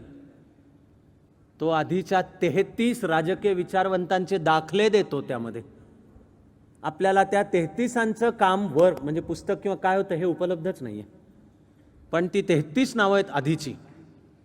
आपण जी मंत्र पुष्पांजली म्हणतो, ज्याची मी पहिल्या दिवशी आठवण पण करून दिली, पृथिवी समुद्रपर्यंताया एकराडिती, तिच्या शब्दांकडे जर तुमचं कधी लक्ष असेल तर त्यामध्ये साम्राज्यम, वैराज्यम, पारमेष्ठम, राज्यम, महाराज्याधिमयंत पयन मते येत पृथिवी समुद्रपर्यंताया, हे वेगवेगळे साम्राज्यम, वैराज्यम, पारमेष्ठम, राज्यम, महाराज्यम हे प्राचीन भारतामध्ये झालेले वेगवेगळ्या पॉलिटिकल फॉर्मचे प्रयोग आहेत असं म्हणणं फार चुकीचं किंवा ताणलेलं नाही ठरणार आहे. ही राजकीय मांडणी करत करत तो वेदातला ऋषी की हे पॉलिटिकल फॉर्मचे वेगवेगळे प्रयोग करत मग जीवनाकरता या पृथ्वीकरता आपण पाहिलेलं प्राचीन स्वप्न आहे पृथिवी समुद्रपर्यंत आया एकरात, सारं विश्व एक राष्ट्र आहे, कारण की सारं विश्व एक कुटुंब आहे. वसुधैव कुटुंबकम. तो श्लोक काळानुसार खूप नंतरचा आहे, पण हे मूळ वेदांमध्ये सुद्धा दिसेल. पण इथे 15 जून 1215 आणि आधुनिक लोकशाहीची उत्क्रांती मात्र तिथनं आहे. म्हणून शोधताना ते बीज म्हणून शोधावं लागतं आणि ते बरोबरच आहे. प्रथमच मग राजाच्या सर्वंकष सत्तेवर नियंत्रण आली. अन्यथा त्याच्या आधी राजा म्हणजे ईश्वराचा अवतार, तो म्हणजे राज्याचा मालक आहे, त्याच्याकडे राज्याची सर्व सत्ता आहे. लाईफ अँड डेथ म्हणजे समोरच्या माणसाला सुद्धा तेव्हा कायदा पण राजाच, त्याची अंमलबजावणी पण राजाच आणि निकाल देणारा पण राजाच. म्हणजे अधिकारांचं विकेंद्रीकरण नावाचा काही प्रकारच नव्हता. आणि माझ्या सहज मनात आलं मी कोणाच्याही गळ्यावरनं सुरी फिरवायला सांगेन. अनेकातलं एक, पण माझं आवडतं गाणं आहे मायकेल जॅक्सनचं do you remember the time, असं ते गाण्याचं. आज चांगली गाणी ऐकायची ॲलर्जी नसेल तर घरी गेल्यावर पहासुद्धा यूट्यूबवर. त्याच्यामध्ये कोरिओग्राफी आणि डान्स पण फारच छान आहे. पण त्याचीसुद्धा सुरुवात होते इजिप्शियन फारोहा सिंहासनावर बसलाय, कारण राज्यशास्त्रामध्ये सुद्धा सर्वंकषवादी सत्तेचं प्रतीक तो फारोहा मानला जातो. तो एडी मर्फी हा जो हॉलिवूडमधला अप्रतिम आणि व्यक्तिशः मला आवडणारा जुन्या पिढीतला नट आहे. एडी मर्फी फारोहा म्हणून बसलाय. शेजारी त्याची राणी आहे. ती अशी जड डोळ्यांनी फारोआकडे बघून म्हणते, आय एम बोर्ड, मी बोर झाले आहे. आता हा सर्वंकषवादी सत्ता असलेला सम्राट, म्हणजे तिच्या त्या अभिनय आणि शब्दांमध्ये सुद्धा जणू आहे ती आव्हान आहे एक प्रकारचं, की तू एवढा फारोहा, एवढी तुझ्या हातात सर्वंकष सत्ता आहे, पाहू देत की बोर झालेल्या तुझ्या राणीला रिझवण्याची तुझ्याकडे काही सत्ता किंवा अधिकार आहे का. आणि फारोहाचं काम ते एडी मर्फीने छान केलं आहे. आपल्या सत्तेबद्दलचा एक जबरदस्त आत्मविश्वास उर्फ अहंकार त्याच्यामध्ये, किंवा तो फक्त अशी टाळी वाजवतो. त्याच्यासमोर लोक हजर होतात, मोठा इजिप्शियन महाल आहे, आणि हा सांगतो की एंटरटेन द क्वीन, राणीचं मनोरंजन करा. मग तो समोरचा माणूस असा बलदंड आहे, ढोलावर दांडका मारतो, घुमतो ढोल. तो सांगतो की स्टिकमॅन फ्रॉम टायरोल, आणि असे 3-4 स्टिक्स घेणारा माणूस फार कौतुकाने समोर येतो. 3-4 स्टिक्स एकावेळी हवेमध्ये खेळवतोय असे पाहतो, आणि सगळं संपल्यानंतर अपेक्षेने तिच्याकडे बघतो. ती फक्त असं असे करते. किती तुम्ही समजल्यासारखे हसताय, अनुभव दिसतोय. राजा सांगतो throw him to the lions, आणि त्याला असं फरफटत घेऊन नेतात तिथनं. मागणं बॅकग्राऊंडला आपल्याला फक्त अशी सिंहाची डरकाळी ऐकू येते. मग दुसरा फायर गोल, तो आलेला माणूस तोंडामध्ये आग टाकतो, तोंडातनं आग फुंकतो, तोंडामध्ये तेल टाकतो आणि त्याच्यात आग पेटवतो. अशी सगळी, तरी राणी अशीच बसलेली आहे. आता तर सम्राट जेव्हा तिच्याकडे बघतो, राणी फक्त अशी करते बस. मग त्यालाही ओढत नेलं जातं, आणि संगीत कॉम्पोजिशन फारच छान आहे. सपकन असा तलवार उपसल्याचा आवाज ऐकू येतो, आणि ती तलवार फक्त चालली आहे म्युझिकमध्ये, फक्त आवाज ऐकू येतो. आणि मग असा नखशिखांत काळ्या बुरख्यामध्ये असलेली एक आकृती पुढे सावकाश चालत येते. एडी मर्फी अभिनेता उत्तमच आहे, त्याच्या चेहऱ्यावर असे भाव आहेत की मेला हा, पण काय करणार आहे बिचारा हा. तो असा येऊन उभा राहतो, खिशामध्ये हात घालतो त्या काळ्या बुरख्याच्या त्याच्या, आणि अशी खिशातनं माती काढतो आणि समोर टाकतो. म्युझिक आहे बॅकग्राऊंडला फार छान. मी क्रिएटिव्हिटी सांगतो, असं टप टप टप टप टप टप माती पडत जाते आणि तिचा असा गोल तयार होतो. आणि मग मायकेल जॅक्सन येतो, एक पाऊल पुढे टाकून त्या गोलात उभा राहतो. असे उत्सुकतेने पाहतायत. एका क्षणाला सगळं खाली जातं आणि फक्त ते काळा बुरखा उरतो फक्त. म्हणजे कुठं गेला माणूस. आणि मग असे बॅकग्राऊंडला आता बीट चालू होतो. आत्तापर्यंत बीट नाही आहे चालू, बॅकग्राऊंडला बीट चालू होतो, आणि त्याच्यातून असा गोल फिरत सुवर्णाकृती असलेला मायकेल जॅक्सन उभा राहतो. गाणं चालू होतं आहे, ते आहे do you remember the time. म्हणजे तो चालत चालत त्या राणीच्याच शेजारी जाऊन त्याचं वाक्य, do you remember the time when we loved, असं फारोहाच्या शेजारी बसले राणी तिला जाऊन म्हणतो. मग राजा सांगतो ह्याला पण मारून टाका, उरलेलं सगळं गाणं प्रत्यक्ष तुम्ही पहा. पण मुद्दा आहे राजसत्तेकडे व्यक्तीच्या जीवन मरणावरचे सर्वस्वी अधिकार होते, आणि त्याला विचारणारा कोणी नव्हता, आणि राजसत्ता कोणाला उत्तरदायी नव्हती. तिला पहिल्यांदा या मॅग्ना चार्टामध्ये आलं बंधन, की आता राजावर पण बंधन आलं की तो सरदारांना संयुक्तिक कारण दिल्याशिवाय कैदेत टाकू शकणार नाही. आर्बिट्ररी इम्प्रिझनमेंट, वाटेल ते कारण दिलं आणि कैदेत टाकले, वाटेल ते त्यांना दंड लावले, अशातले तो करणार, वाटेल तो पैसा त्यांच्याकडनं वसूल केला, असा देणार नाही. राजा पण कुणाला तरी उत्तरदायी आहे. या सूत्राची सुरुवात म्हणून मॅग्ना चार्टा ही आधुनिक लोकशाहीची सुरुवात मानली जाते. तिच्या पुढचा अर्थातच प्रचंड मोठा टप्पा, एकीकडे ब्रिटनमध्ये क्रमाक्रमाने त्याची उत्क्रांती होतच होती. ब्रिटनमध्ये 1642 गृहयुद्ध पेटलं, कारण या 1215 पासून क्रमाक्रमाने एक ब्रिटिश संसद अस्तित्वात आली होती. तिच्यामध्ये आसत प्रतिनिधी, अजून निवडणुकांना सुरुवात नव्हती झाली, आणि कायदे ती संसद करत असे, ती राजाकडे सहीला पाठवत असे. राजाचा फंडा क्लिअर होता की कायदे करण्यावरचा अंतिम अधिकार माझा आहे. तिला 1642च्या वेळी आव्हान मिळणं चालू झालं. ब्रिटनचा राजा होता चार्ल्स पहिला, आणि इकडे संसदेचं नेतृत्व होतं सर ऑलिव्हर क्रॉम्वेलकडे. आणि राजा आणि संसदेमधला हा लढा उभा राहिला. ब्रिटनच्या इतिहासातलं एकमेव गृहयुद्ध या वर्षांमध्ये झाले, सिव्हिल वॉर. ते एकीकडे लोकशाहीची स्थापना विरुद्ध राजाचं म्हणणं की अंतिम अधिकार, अंतिम सर्व अधिकार माझ्याकडे आहेत. राजाने तर सैन्याला आदेशच दिला की संसद सदस्यांना अटकच करा, आणि त्यातल्या सर ऑलिव्हर क्रॉम्वेल तर फासावरच लटकवायचे.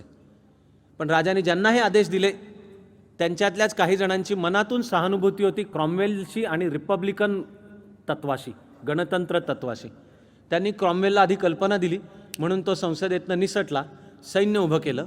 ब्रिटनच्या इतिहासातलं गृहयुद्ध पण झालं आहे आणि ब्रिटनच्या इतिहासात एकदाच ब्रिटिश लोकांनी त्यांच्या राजाला पकडून चौकात फासावर लटकवलं. तो हा पहिला चार्ल्स. त्याचं तिथे ट्रॅफलगार स्क्वेअरमधली जागा पण आत्ता दाखवली जाते की या जागी त्या पहिल्या चार्ल्सला फासावर लटकवलं. त्या गृहयुद्धामधून सर ऑलिव्हर क्रॉम्वेल पंतप्रधान बनला. पण पंतप्रधान बनल्यावर त्यांनी स्वतःचंच घराणं चालू करायचा प्रयत्न केला. त्याला लोकांचा विरोध होता. ब्रिटिश जनतेलाही वाटत होतं हे जे 14-16 वर्ष युद्ध झालं हे मूळ गणतंत्राच्या स्थापनेसाठी झालं. एक आधीचं हॅनोवर नावाचं घराणं जाऊन त्याच्या जागी क्रॉम्वेल नावाचं घराणं यावं याकरता हा रक्तपात नाही झालेला. ब्रिटिश इतिहासातल्या 1644च्या क्रांतीला ब्लडी रिव्होल्युशन असंच नाव आहे, रक्तपाती क्रांती असंच नाव आहे. लोक म्हणाले यासाठी नाही केलेली, म्हणून नाराजी पण वाढत गेली आणि पुढे लोकांच्याच मागणीमधून त्या चार्ल्सचाच मुलगा म्हणजे दुसरा चार्ल्स, जो पलीकडे फ्रान्समध्ये पळून गेलेला होता, कारण फ्रान्सचं पण घराणं यांचं नातेवाईक होतं, त्याला लोकांनी परत बोलवलं. त्या दुसऱ्या चार्ल्सनी शब्द दिला की कायदे करण्याचे सर्वाधिकार संसदेकडे असतील. ते घडलं 1688मध्ये. त्याला मानली जाते ग्लोरियस रिव्होल्युशन असं नाव आहे. आणि लोकशाहीचं एक फार मोठं पाऊल मग त्या 1688च्या ग्लोरियस रिव्होल्युशनमधनं पडतं. तुमच्याही डोक्यामध्ये माझ्या मेंदूतल्याप्रमाणे जर भारत धुमसत असेल तर हे एक एक ऐकताना त्यावेळी भारतात काय घडत होतं, महाराष्ट्रात काय घडत होतं हे येईलच डोळ्यासमोर. 1215 तर दिल्लीमध्ये म्हणजे तराईची लढाई 1193ची आहे. पृथ्वीराज चव्हाणचा पराभव. दिल्लीवर आधी महम्मद उर्फ शहाबुद्दीन घोरीचं राज्य, तो अफगाणिस्तानात परत गेला. त्यांनी मागे त्याचा गुलाम कुतुबुद्दीन ऐबक ठेवला. हा दिल्ली सल्तनतचा कालखंड तिथून चालू होतो. दक्षिण अजून स्वतंत्र पण होती, सार्वभौम पण होती, समृद्ध पण होती. 1215 म्हणजे इथं महाराष्ट्रात यादव घराण्याचं राज्य चालू होतं. ज्ञानेश्वराच्या जन्माला अजून 60 वर्ष होती. आणि दक्षिणेमधली तर अत्यंत समृद्ध वेगवेगळी होयसाळ इत्यादी, काकतीय, पांड्य, चेर, चोल ही सगळी राज्य. हे 1215चं भारताचं चित्र. ते 1215 ते 1688. 1688 म्हणजे तर शिवाजी महाराजांचा मृत्यू होऊन 8 वर्ष होऊन गेली होती. संभाजी महाराज लढत होते. औरंगजेब सर्व ताकदीनिशी उतरला होता आणि नुसतं महाराष्ट्र नव्हे भारताच्या जीवनमरणाचा लढा चालू होता. तेव्हा तिकडे ईस्ट इंडिया कंपनी स्थापन होऊन झाली होती. तिचं भारतातलं कार्यालय सुरतेत सुरू होऊन झालेलं होतं. पण ब्रिटनमध्ये आधी 1644मध्ये ही रक्तपाती क्रांती आणि पुढे 1688मध्ये गौरवशाली क्रांती, यामधून आधुनिक लोकशाहीला आकार आला.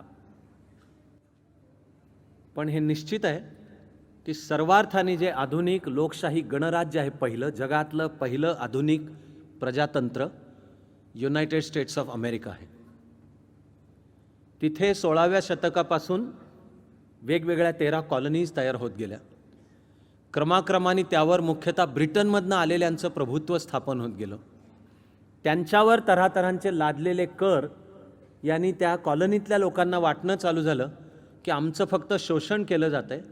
म्हणून त्यातून आहे बॉस्टन टी पार्टी, त्यातून आहे स्टॅम्प ॲक्टचा विरोध.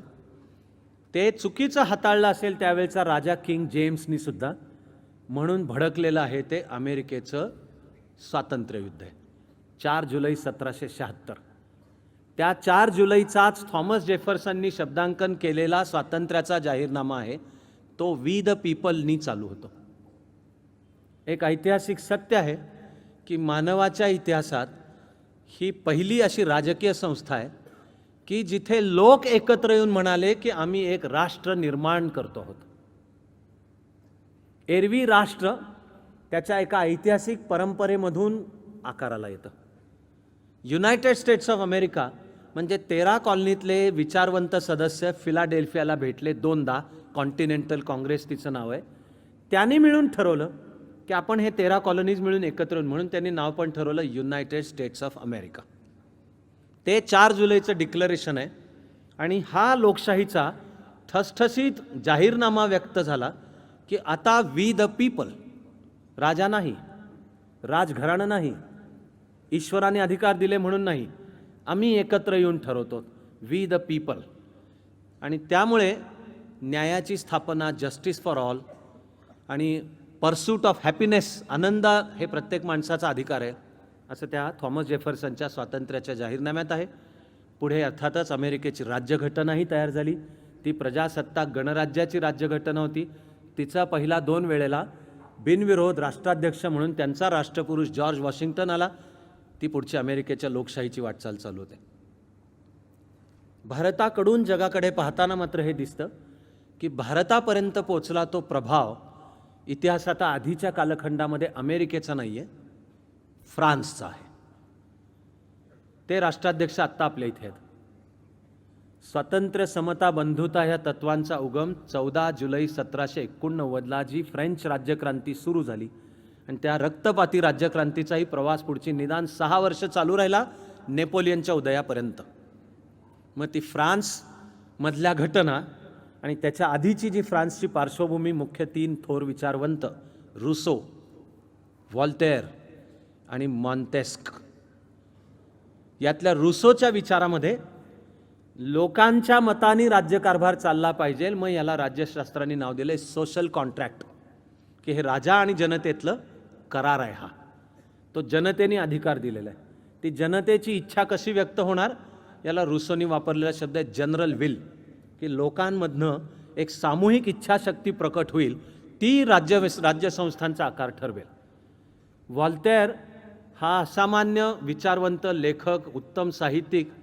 त्याचं एक विश्वविख्यात वाक्य आहे की मित्रा, मी तुझ्याशी सहमत नसेन, पण तुला तुझं मत मांडता आलं पाहिजे यासाठी मी माझे प्राणपण अर्पण करायला तयार आहे. व्हॉल्टेअरचं हे विधान उदारमतवादाचं सगळ्यात उत्तम एका वाक्यातलं वर्णन आहे. I may not agree with you, but I am ready to die for your right to say what you want to say. मी तुझ्याशी सहमत नसेन, म्हणजे आपली मतं वेगळे असतील, पण तुला तुझं मत मांडण्याचा अधिकार आहे. म्हणजे अभिव्यक्ती स्वातंत्र्याचं सूत्र हेही लोकशाहीच्या आत्म्यामध्येच अनुस्यूत आहे, गृहीत आहे, गर्भित आहे. अभिव्यक्ती स्वातंत्र्याशिवाय लोकशाही असूच शकत नाही. ते व्हॉल्टेअरच्या विधानामध्ये दिसतं. आणि हा फ्रेंच विचारवंत मॉन्टेस्कनी मूळ फ्रेंचमध्ये जो ग्रंथ लिहिला, फ्रेंच नाव त्याचं एस्प्रिट दे लॉस, इंग्लिश त्याचं भाषांतर होतं स्पिरिट ऑफ द लॉज.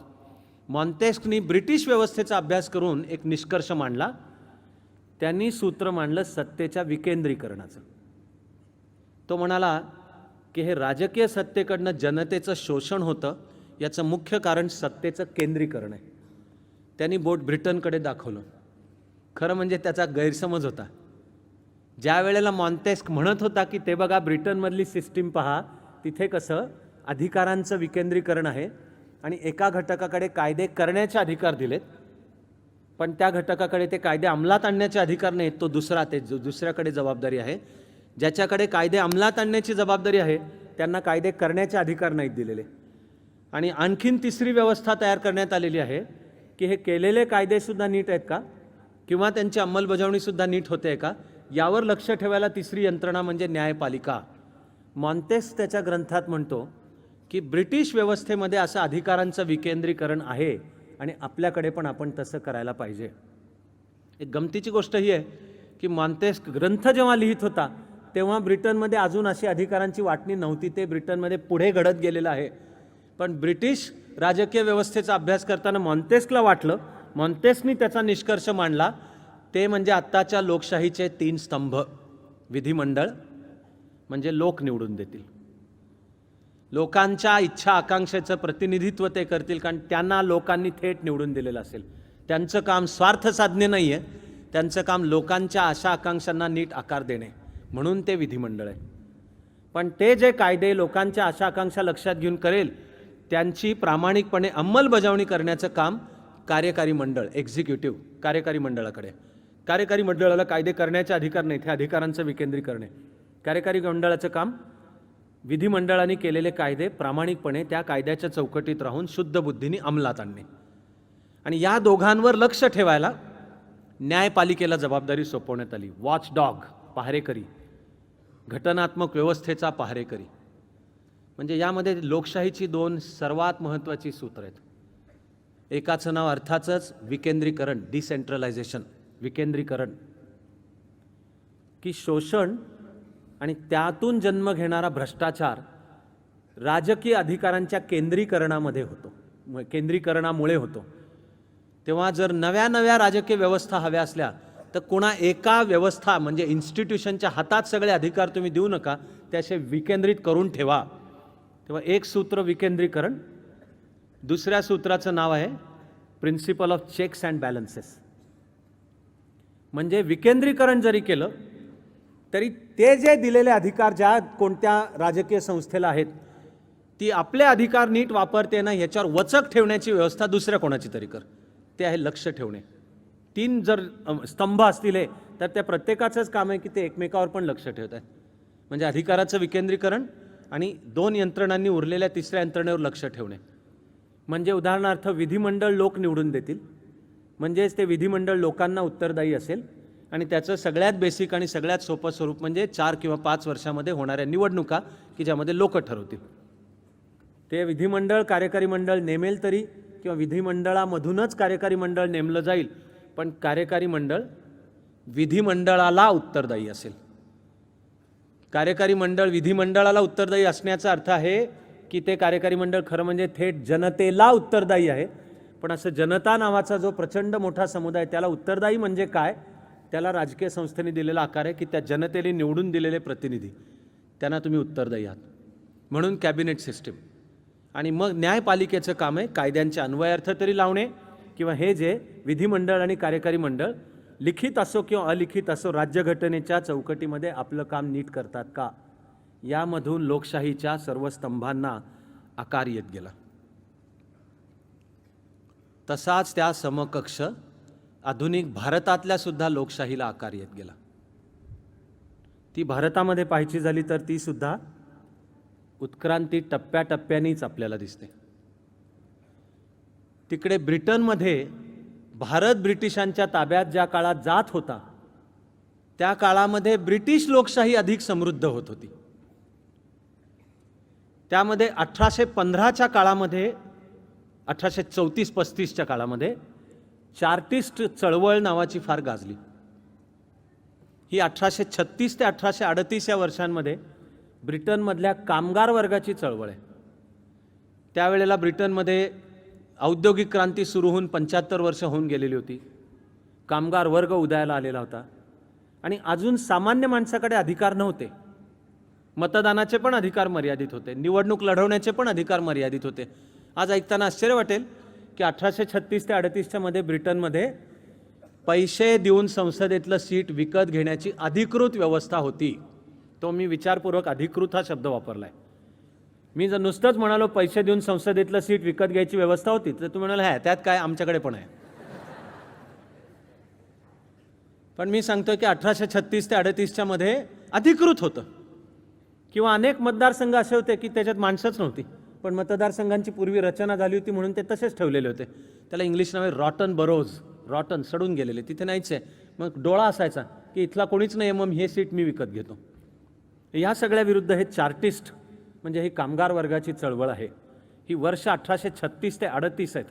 मोलाचं आहे लक्षात ठेवणं, कारण चार्टिस्ट चळवळीच्या मागण्या आहेत प्रौढ मतदानाचा अधिकार. वय वर्ष 21चे झाले की सर्व नागरिकांना मतदानाचा अधिकार पाहिजे. चार्टिस्ट चळवळीची मागणी आहे की मतदानाचा अधिकार किंवा निवडणुकीला उभं राहण्याचा सुद्धा अधिकार हा प्रॉपर्टीशी, संपत्तीशी जुळलेला नसावा. म्हणजे आधुनिक लोकशाहीचे ही सर्व सूत्र त्या चार्टिस्ट चळवळीमध्ये दिसतात. चार्टिस्ट चळवळ नियमितपणे 4 किंवा 5 वर्षांनी पण नियमितपणे निवडणुका झाल्या पाहिजेत अशी पण मागणी करतो. मी म्हणालो वर्ष महत्त्वाचे आहेत 1836 ते 38, कारण लोकशाहीचं विश्लेषण करताना कार्ल मार्क्स लोकशाही या संकल्पनेवरच कडाडून टीका करतो. मार्क्सनी लोकशाहीलाच शब्द वापरलाय, बुर्ज्वा व्यवस्था आहे. बुर्ज्वा म्हणजे ही शोषकांच्या हातातलं हत्यार आहे. मार्क्स त्याचं तत्त्वज्ञान आणि सर्व मानवाचा इतिहासही मांडताना सांगतो की सर्व मानवाची वाटणी एक अतिप्राचीन साम्यवादी कालखंड, जेव्हा खाजगी संपत्ती नव्हती, जेव्हा असलेली सर्व संपत्ती सर्व समाज वाटून घेत होता, असा एक आदिम साम्यवादाचा काळ जर सोडला तर जेव्हा शेतीचा शोध लागला त्यामधून खाजगी संपत्तीची संकल्पना उद्याला की हे माझं शेत, त्याला कुंपण घातलं, त्यातूनच कुटुंबाची कल्पना जन्माला आली. कारण की माझी मिळवलेली संपत्ती माझ्याच मुलाकडे गेली पाहिजे असं मांडत मांडत मार्क्स सांगतो की सर्व मानवामध्ये दोन गट कायम आहेत. हॅव्ज म्हणजे आहे रे आणि हॅव नॉट्स म्हणजे नाही रे. आणि मानवाचा सर्व इतिहास हा या दोन आर्थिक वर्गांमधल्या संघर्षाचा इतिहास आहे. The theory of class struggle, वर्ग संघर्षाचा इतिहास. त्याच्या मांडणीनुसार लोकशाही हा जो काही प्रकार आहे हे पण शोषकांच्याच हातातलं हत्यार आहे. आपण जर मार्क्स हे जेव्हा म्हणतोय ते वर्ष 1848 आहे. त्याचा मित्र फ्रेडरिक एंगल्सच्या बरोबरीने त्यांनी हे कम्युनिस्ट मॅनिफेस्टो मांडला, ते वर्ष 1848 आहे. 1848 मार्क्स म्हणतोय की लोकशाही हे सुद्धा शोषकांच्याच हातातलं हत्यार आहे. कारण शेवटी मतदानाचे अधिकार कोणाला आहेत? तर ज्यांच्याकडे संपत्ती आहे, म्हणजेच ते शोषक आहेत, बुर्झवा. मार्क्सनी केलेली प्रोलेटेरिएट, मराठी छान शब्द आहे, सर्वहारा वर्ग. त्याची व्याख्या आहे की ज्याच्याकडे जगण्यासाठी या शरीराव्यतिरिक्त दुसरं काही नाही, म्हणजे मालक तो कशाचाच नाही, तो फक्त स्वतःच्या शरीराचा मालक आहे. आणि किंबहुना आहेरे आणि नाहीरेंच्या संघर्षामध्ये त्याच्या त्या शरीराच्या मालकीला सुद्धा शोषक हिरावून घेतात. तेव्हा कोणाची तरी कारखाना मालकीचा आहे, त्याच्यात शेअर आहेत किंवा शेती मालकीचे आहे, अशा सर्व वर्गाला मार्क्स बुर्झवाच म्हणतो आणि ते शोषकच आहेत, तेच निवडून देतात. म्हणून ती लोकशाही हे शोषकांचंच साधन आहे असं मार्क्स, डेमोक्रेसी, लोकशाहीलाच मार्क्स खतम करतो, कमी समजतो. मार्क्सनी सांगितलेला पर्याय आहे नाहीरे वर्गाने आहेरे वर्गाच्या हातून सत्ता हिसकावून घेऊन सर्वहारा वर्गाची सत्ता स्थापन करणे.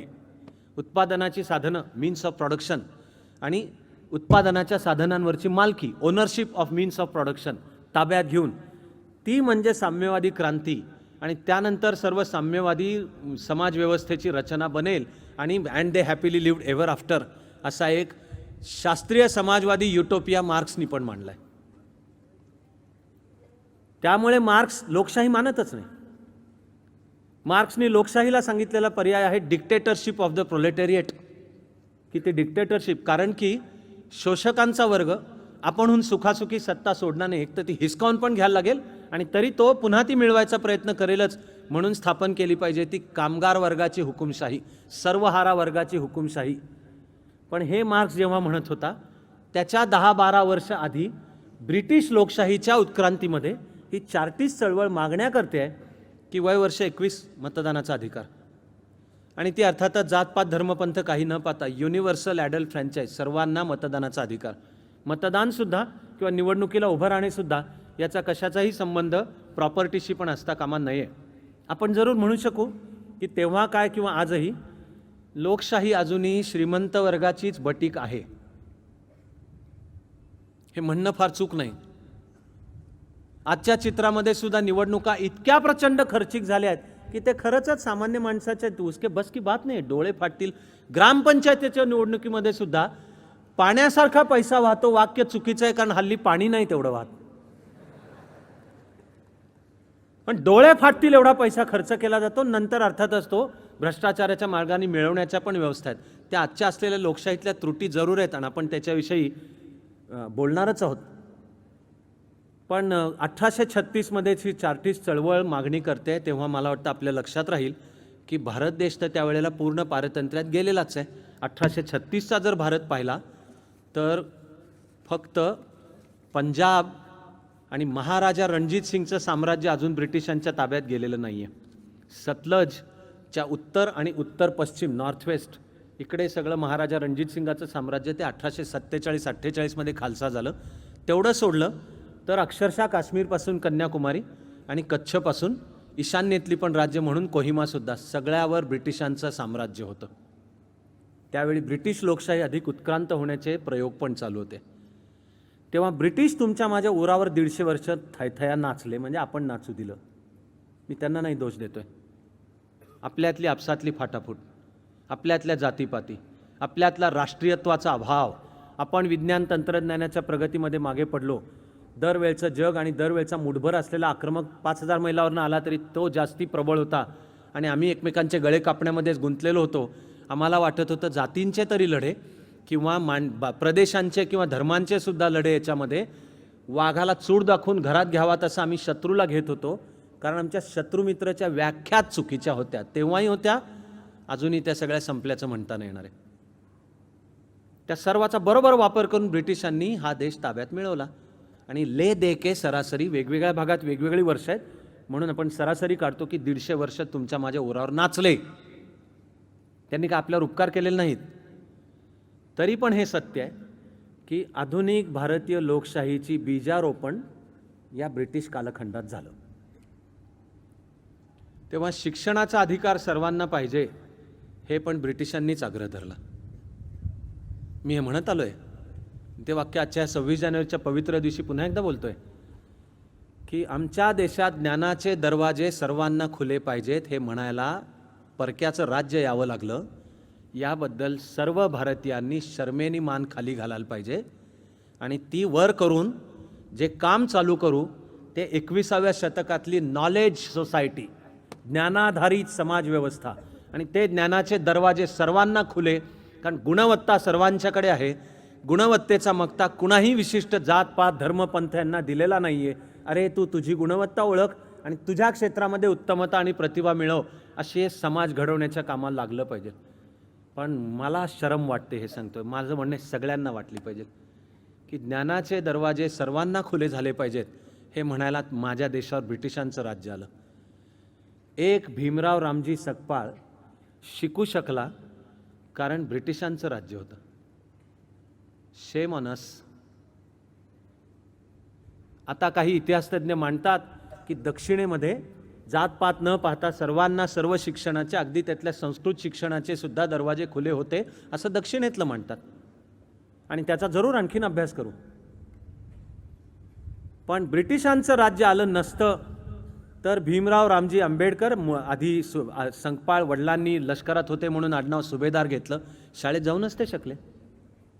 आणि तरी जातीव्यवस्थेचा अन्याय होता की दरवाजा बाहेरच बैस, शाळेत बाकीचे ज्यांनी पाणी पितात त्यांनी तुला मिळणार नाही. आणि जातीव्यवस्थेचं तरी हे दुःख पचवून या महामानवानी आपल्याला दिला प्रज्ञा, प्रेम आणि करुणेचाही वारसा आणि राज्यघटनेचाही वारसा आणि हिंदू कोड बिलचाही वारसा.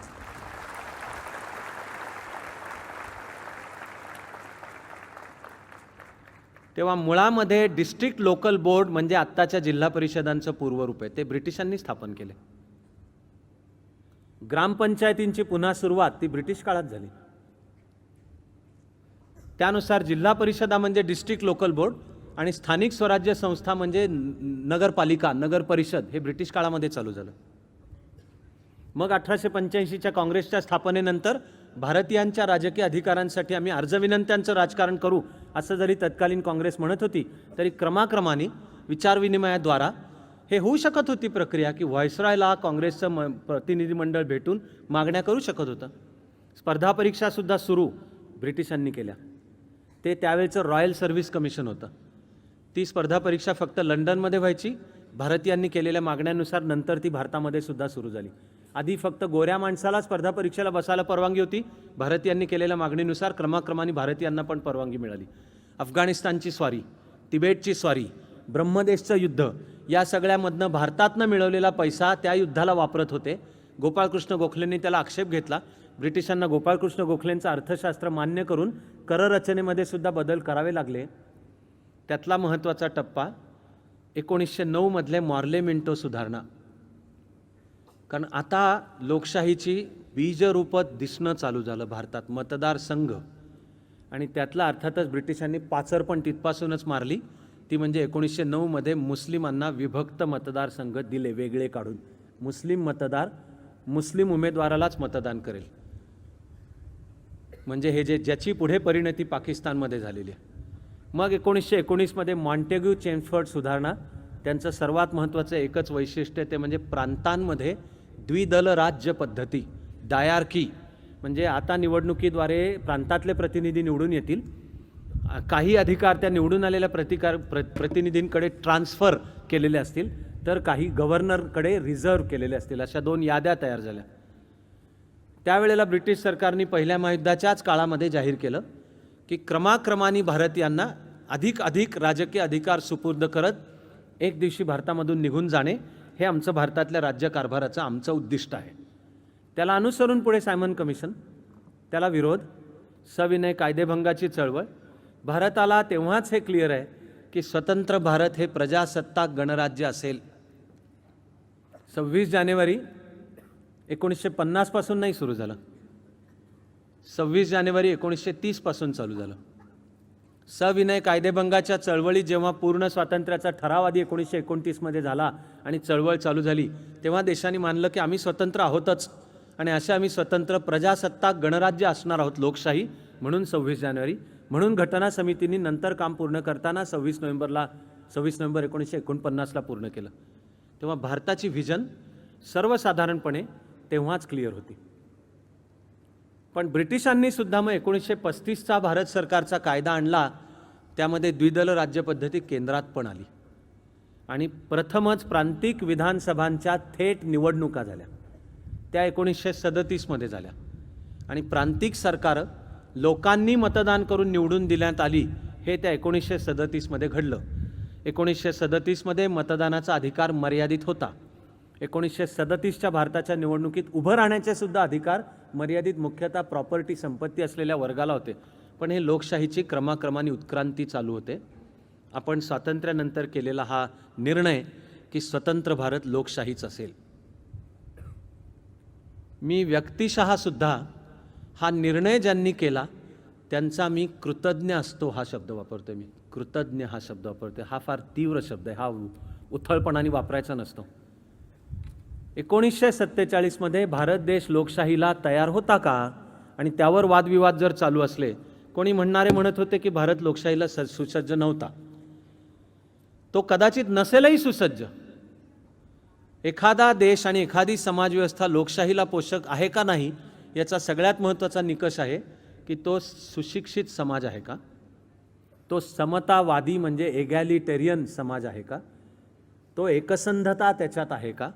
तुमच्या माझ्या देशाकडे तेव्हासुद्धा नव्हतं आणि आजही म्हणणं कितीही दुःखाचं असलं तरी फार चूक नाही. सत्याला नजर तर भिडवता आली पाहिजे ना, की आजही आपल्या लोकशाहीला अजून वाटचाल खूप करायची आहे. उद्याचं कोणी म्हटलं की भारत हा लोकशाहीला लायक देश नाहीच आहे, 47 मध्ये पण नव्हता, आजही नाही, त्याला म्हणायला त्याच्यापाशी मुद्दे आहेत. चर्चिल भारताचा कट्टर विरोधक होता आणि भारताला तुम्ही लोकशाही तर सोडाच, चर्चिल तर म्हणणं होतं भारताची स्वातंत्र्याची पण लायकी नाही आहे. तर भारताला लोकशाही टिकणारच नाही असं म्हणताना चर्चिलचं विधान आहे की यांना स्वराज्य, सेल्फ रूलचं यांना काय भानच नाही आहे. तुम्ही जर आत्ता यांना स्वराज्य दिलं आणि त्यांनी लोकशाही सुरू केली, चर्चिल म्हणतो की अशी त्यांना दिल्यापासूनच्या 25 वर्षामध्ये ह्यांची लोकशाही चोर, लुटारू, बुटलेगर हा त्यांनी वापरलेला इंग्लिश शब्द आहे की कायदा खिशात घालणारे दारू भट्ट्यांचे मालक आणि अशा सगळ्यांच्या ताब्यात जाईल. आपण चर्चिलचा शब्द खरा करून दाखवलाय स्वातंत्र्यानंतर. केवढा द्रष्टा ठरवला आपण चर्चिलला. आणि या आपल्या उणिवांचं दुःखद भान मला असलं तरी मी कृतज्ञ असतो की घेतलेला निर्णय बरोबर होता. एकतर तो एका ऐतिहासिक प्रक्रियेचा भाग होता आणि त्यामुळे कितीही अडचणी असल्या आणि लोकशाहीला समाजव्यवस्था पोषक नसली तरी आम्ही ती पोषक बनवू, पण देश लोकशाहीच्याच मार्गावरनं जाईल. भारताच्या स्वातंत्र्य चळवळीमध्ये लोकमान्य टिळकांनी 1905 मध्ये आम्हाला लिखित राज्यघटना पाहिजे, ती राज्यघटना प्रजासत्ताक या तत्वावर आधारित पाहिजे, आम्हाला जबाबदार म्हणजे उत्तरदायी सरकार असलं पाहिजे आणि ते सरकार लोकांनी निवडलेलं पाहिजे आणि ते लोकांना अधिकार एक व्यक्ती एक मत यावर उभं पाहिजे, हे लोकमान्य टिळकांनी 1905 मध्ये मांडले.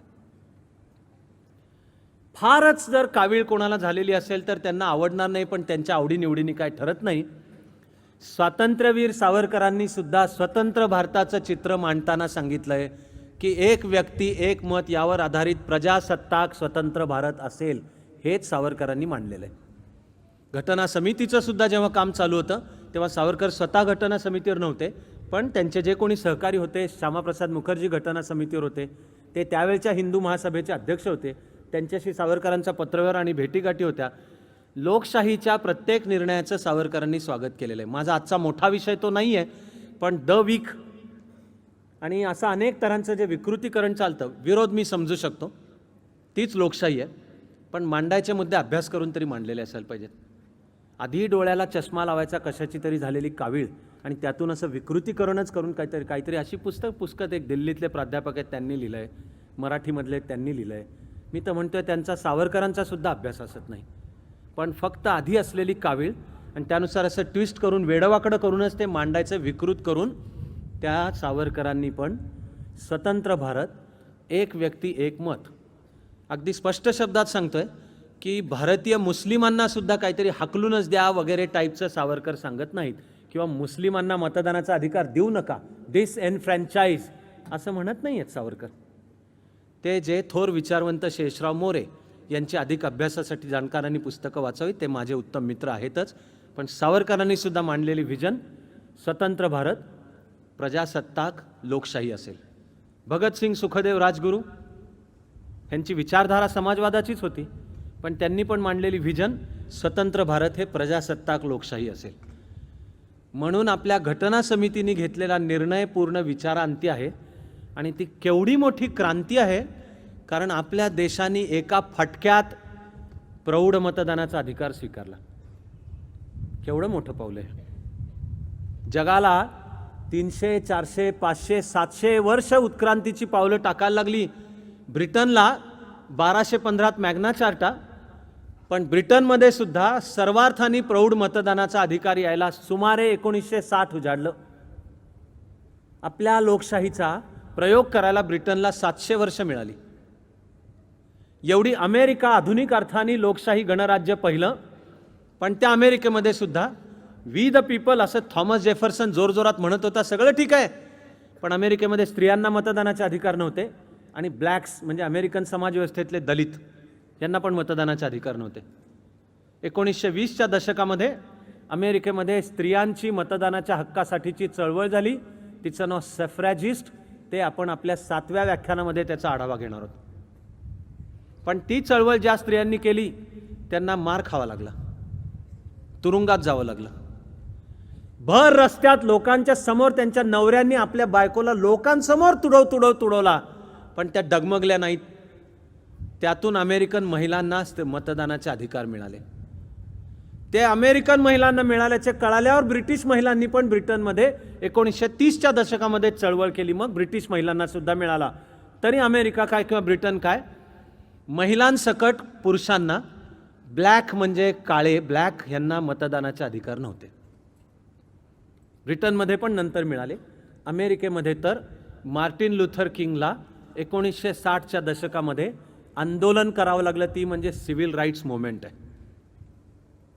त्या आंदोलनामधूनही मानवाधिकाराची कल्पनाही समोर आली. हे जे सुप्रसिद्ध लॉंग वॉक टू फ्रीडम, अमेरिकेच्या अलाबामा राज्यातलं मॉन्टगोमेरी गाव, तिच्यामधली रोझा पार्क्स नावाची एक ब्लॅक सेविका, घरामधलं काम, ती गोऱ्या घरामध्ये काम करत होती, राहत होती गरीब घरात, घर लांब, रोज तिला बसनी जाये करावी लागायची. बसमध्ये वंशवादी अलगता होती आणि ब्लॅक्स कोणत्या खुर्चीत बसलेले चालतील आणि व्हाईट्स कोणत्या. तर ही रोझा पार्क सीटवर बसलेली होती. बस मोकळी होती, पण एक गोरा आला. गांधीजींना पीटर मॉरिट्सबर्गला जसे गोरे म्हणाले की फर्स्ट क्लासच्या डब्यातनं उतर, तसे ह्या रोझा पार्क्सला म्हणाले तू इथनं बाजूला हो. ती नाही म्हणली, बसून राहिली. तिला फेकून देण्यात आलं. पुढच्या एका सत्याग्रहाची सुरुवात आहे. त्या अमेरिकेतल्या सिव्हिल राईट्स मुवमेंट जी 60च्या दशकात चालू झाली, तिला आलेलं राजकीय फळ म्हणजे बराक ओबामा आहे. त्यांचे गुरु गांधीजी आहेत. मार्टिन लुथर किंगनी पण सांगितलेलं आहे की मला हा जो ब्लॅक्सचा सिव्हिल राईट करताचा लढा, त्याचं नेतृत्व करायचं आहे, त्याचे गुरु सत्याग्रहाच्या मार्गाने हा लढा लढायचा आहे. मग ती सत्याग्रही संकल्पनासुद्धा स्वातंत्र्याच्या काळात एकत्र आणून तिचे आविष्कार घडवले गांधीजींनी. मला जो अन्याय वाटतोय त्याच्याविरुद्ध मी ठामपणे उभा राहीन. मला जर कायदाच अन्यायकारक वाटला तर सांगून तो कायदा मोडीन, सांगून मोडीन, त्याची जाहीर सूचना देऊन मोडीन. माझं वागणं पारदर्शक असेल आणि मी कोणाही बद्दल अंतःकरणामध्ये द्वेष ठेवून ते करणार नाही. निर्वैर सर्वभूतेषु, हे सत्याग्रहाच्या संकल्पनेची व्याख्या आहे. ती गांधीजींनी भारतात करून दाखवली. ती सत्याग्रहाची संकल्पना जगभरच्या विचारवंत कार्यकर्त्यांना प्रेरणेची ती संकल्पना ठरली. तिकडे मार्टिन लुथर किंग याला ब्लॅक्सचा लढा लढताना सत्याग्रह वाटतो आदर्श. फिलिपिन्समध्ये फर्डिनांड आणि इमेल्डा मार्कोस यांच्या अत्यंत अत्याचारी सत्तेविरुद्ध लढायला हे अकिनो दाम्पत्याने केलेलं नेतृत्व आहे फिलिपिनी जनतेच्या उठावाचं. तो मार्ग सत्याग्रह. चार्ली चॅप्लिनपासून आईन्स्टाईनपर्यंत सर्वांना ह्या सत्याग्रहाच्या संकल्पनेने वेढलं. आज कोणीही दीनदलित आणि शोषित कोणी असले तरी कायदा हातात न घेता, कुणाचाही द्वेष न करता, पण एका ठामपणाने माझ्या सत्याचा आग्रह धरून मी मुद्द्याचा गोरगरीब आणि जनसामान्यांना बळ कसं देईन, हे भारताच्या स्वातंत्र्य लढ्याचं योगदान आहे. म्हणजे आपण जागतिक लोकशाहीसुद्धा समृद्ध करण्याची पावलं आधी स्वातंत्र्याच्या काळातसुद्धा उचलली आणि ती स्वातंत्र्यानंतरसुद्धा भारतीय लोकशाहीचा जगावर प्रभाव दिसतो. मला आवडणारा प्रसंग आहे हा. केव्हा तरी 1941-42मध्ये अमेरिकेचा त्यावेळचा राष्ट्राध्यक्ष फ्रँकलिन डी रूझवेल्ट FDR यांनी गांधीजींना पत्र लिहिलं की तुम्ही हा जो फार मानवाला आदर्श लढा तिथे उभा केला आहे, तर स्टेट गेस्ट म्हणून तुम्ही अमेरिकेत या असं त्यांनी निमंत्रण दिलं आणि तुमच्या लढ्याची माहिती इथे अमेरिकेला सांगा असं FDR म्हणाला. त्याला गांधीजींनी एक कमालीचं आदर्श उत्तर पाठवलं आहे. फारच विचारी आणि सखोल अर्थ असलेलं उत्तर आहे. तर गांधीजी म्हणतात की तुमचं पत्र मिळालं, आभारी आहे. आजपर्यंतच्या जगातल्या सर्वात स्वतंत्र असलेल्या तुमच्या देशामध्ये येऊन मलाही शिकायला आवडेल, हे शब्द आहेत गांधीजींचे पहिल्या परिच्छेदात. पण गांधीजी त्यांच्या खास गांधीयन नम्रतेने FDRचं निमंत्रण नाकारतात. ते नाकारताना गांधीजींनी म्हणलंय की तुम्ही निमंत्रण केलं, मला माझा आदर झाला, आभारी आहे, पण माझ्या या देशामध्ये आधी मी काही काम हाती घेतलंय ते नीट पूर्ततेला गेल्याशिवाय तुम्हाला तोंड दाखवायला मला हक्क नाही आहे. तो आधी माझं देशात मी हाती घेतलेलं काम मला पूर्ण करू दे. गांधीजी होते तोवर त्यांचं म्हणणं होतं ते काम कधीच पूर्ण झालेलं नाही. आणि जे मोजमाप गांधीजी लावत होते ते पाहिलं तर अजूनही पूर्ण झालेलं नाही आहे, आजही अपुरं आहे. पण भारताच्या आणि जगाच्या सुद्धा लोकशाही समोरच्या समस्या या अनेक अर्थांनी समान आहेत. त्या इथे बसलेल्या तुमच्या माझ्यासहित महाराष्ट्र आणि भारतातली पण लोकशाही आणि संपूर्ण जगामधली सुद्धा लोकशाही ह्याच्या समस्या समान आहेत. आपल्याला दिसेल सगळ्यात गंभीर प्रश्न सर्व प्रकारचा भ्रष्टाचार हा आहे. आज तुमच्या माझ्या या लोकशाहीला सुद्धा भयानक भ्रष्टाचाराची कीड लागलेली आहेच. त्याचं मी यत्किंचित ते प्रश्न समर्थनाचा नाहीच आहे. मीच भ्रष्टाचार विरोधी लढाईमधला एक साधा छोटा सैनिक पण आहे. पण हे लक्षात घेऊयात की लोकशाही पद्धतीमध्ये जगातल्या सर्व देशांमध्ये या व्यवस्थेलाच भ्रष्टाचाराचा कीड आहे. जपानमधले कितीतरी पंतप्रधान गेल्या काही काळातले भ्रष्टाचाराच्या आरोपावरून त्यांना राजीनामे द्यावे लागलेले आहेत. जपानी राजकीय पुढारी आणि त्यांचे पंतप्रधान बावळट आहेत. ते लेखाचे पकडले जातात भ्रष्टाचाराच्या आरोपात. आपले नेते कसे बुद्धिमान आहेत विसरू नका. आपला त्याला मराठीतला शब्द आहे तेल लावलेले पैलवान. की धडधडीत दिवसा ढवळ्या माहिती असता हा भयंकर भ्रष्टाचारी आहे, पण नीतिमत्तेचे डोस पण तोच पाचतो आणि आपण पण वा करत टाळ्या पिटत आपण पण त्यांच्या मागे जात असतो. पण ते सापडले जातात. जर्मनीच्या 2 निवडणुकांच्या काळामध्ये मी जर्मनीत पण होतो. त्या विशिष्ट काळी अँजेला मर्कल यांनी जर्मनीला एक उत्तम नेतृत्व दिलं, युरोपला उत्तम नेतृत्व दिलं, सगळं खरं आहे. पण जर सामान्य जर्मन नागरिकाशी बोललो तर तो राजकीय प्रक्रियेबद्दलचा भ्रमनिरास व्यक्त करत असतो. तो म्हणतो एकाला झाकान दुसऱ्याला काढा. तो आमची गोची झाली आहे. जर्मन द्विपक्षीय राजकारणामध्ये अँजेला मर्कल यांच्या पक्षाचं नाव ख्रिश्चन डेमोक्रॅटिक युनियन CDU आणि त्यांचा विरोधी असलेला डाव्या विचारधारेचा पक्ष सोशल डेमोक्रॅटिक पार्टी SDP. पण जर्मन मतदाराच्या एका फार मोठ्या घटकाला वाटतं की एकाला झाकान दुसऱ्याला काढा. त्यांची धोरणं, त्यांचं वागणं, त्यांच्या तडजोडी, त्यांचा भ्रष्टाचार, त्यांचं निवडून येताना एक सांगणं आणि निवडून आल्यानंतर तोंडाला पानं पुसणं, इतकं सगळं समान आहे की आम्ही कोणाला देऊन कोणाला नको. तेच चित्र मी ब्रिटनमध्ये पाहिलं, तेच चित्र मी अमेरिकेमध्ये पाहिलं. गंमत म्हणजे अमेरिकेच्या राजकीय चर्चेमध्ये द्विपक्षीय लोकशाही ही कशी मर्यादा आहे, या उलट भारताकडे बघा, भारतीय मतदाराला कसे खूप पर्याय आहेत, अशी अमेरिकेत चर्चा मी ऐकलेली आहे. आपण इथे भारतामध्ये चर्चा करतो की आपली लोकशाही अधिक प्रगल्भतेकडे जायची असेल तर द्विपक्षीय लोकशाही यायला पाहिजे. ते चर्चा करतात की भारताकडे बघा कशी बहुपक्षीय, म्हणजे मतदाराला खूप पर्याय असतात. मतदारा हे चले यावेळी मला काँग्रेस आवडलं नाही तर मी राष्ट्रवादीला प्रयोग करून पाहिन. तसं केल्यावर ते काँग्रेस राष्ट्रवादी एकत्र आले तर मी सेना भाजपला आणीन. ते एकत्र आल्यानंतर राज्यकारभार करायचे, तिथे भांडतच बसले एकमेकाशी दिवस रात्र, तर मी पुढच्या वेळी आणखी मनसेचा विचार करेन. मी ती मनसे फार उत्मात करायला लागली तर एका निवडणुकीत चुकून एकच जण निवडून येईल, त्याचा मग धडा कळेल की आता पुढच्या वेळेला पावलं तुझी सुधार.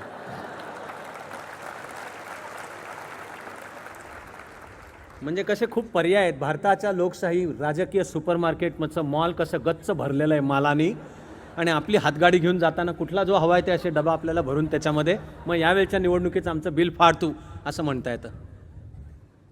मला भारताच्या राजकीय व्यवस्थेतल्या एका समस्येमध्ये आणखी एक मुद्दा जाणवतो. फर्स्ट पास द लाईन हे आपल्या निवडणूक पद्धतीचं नाव आहे.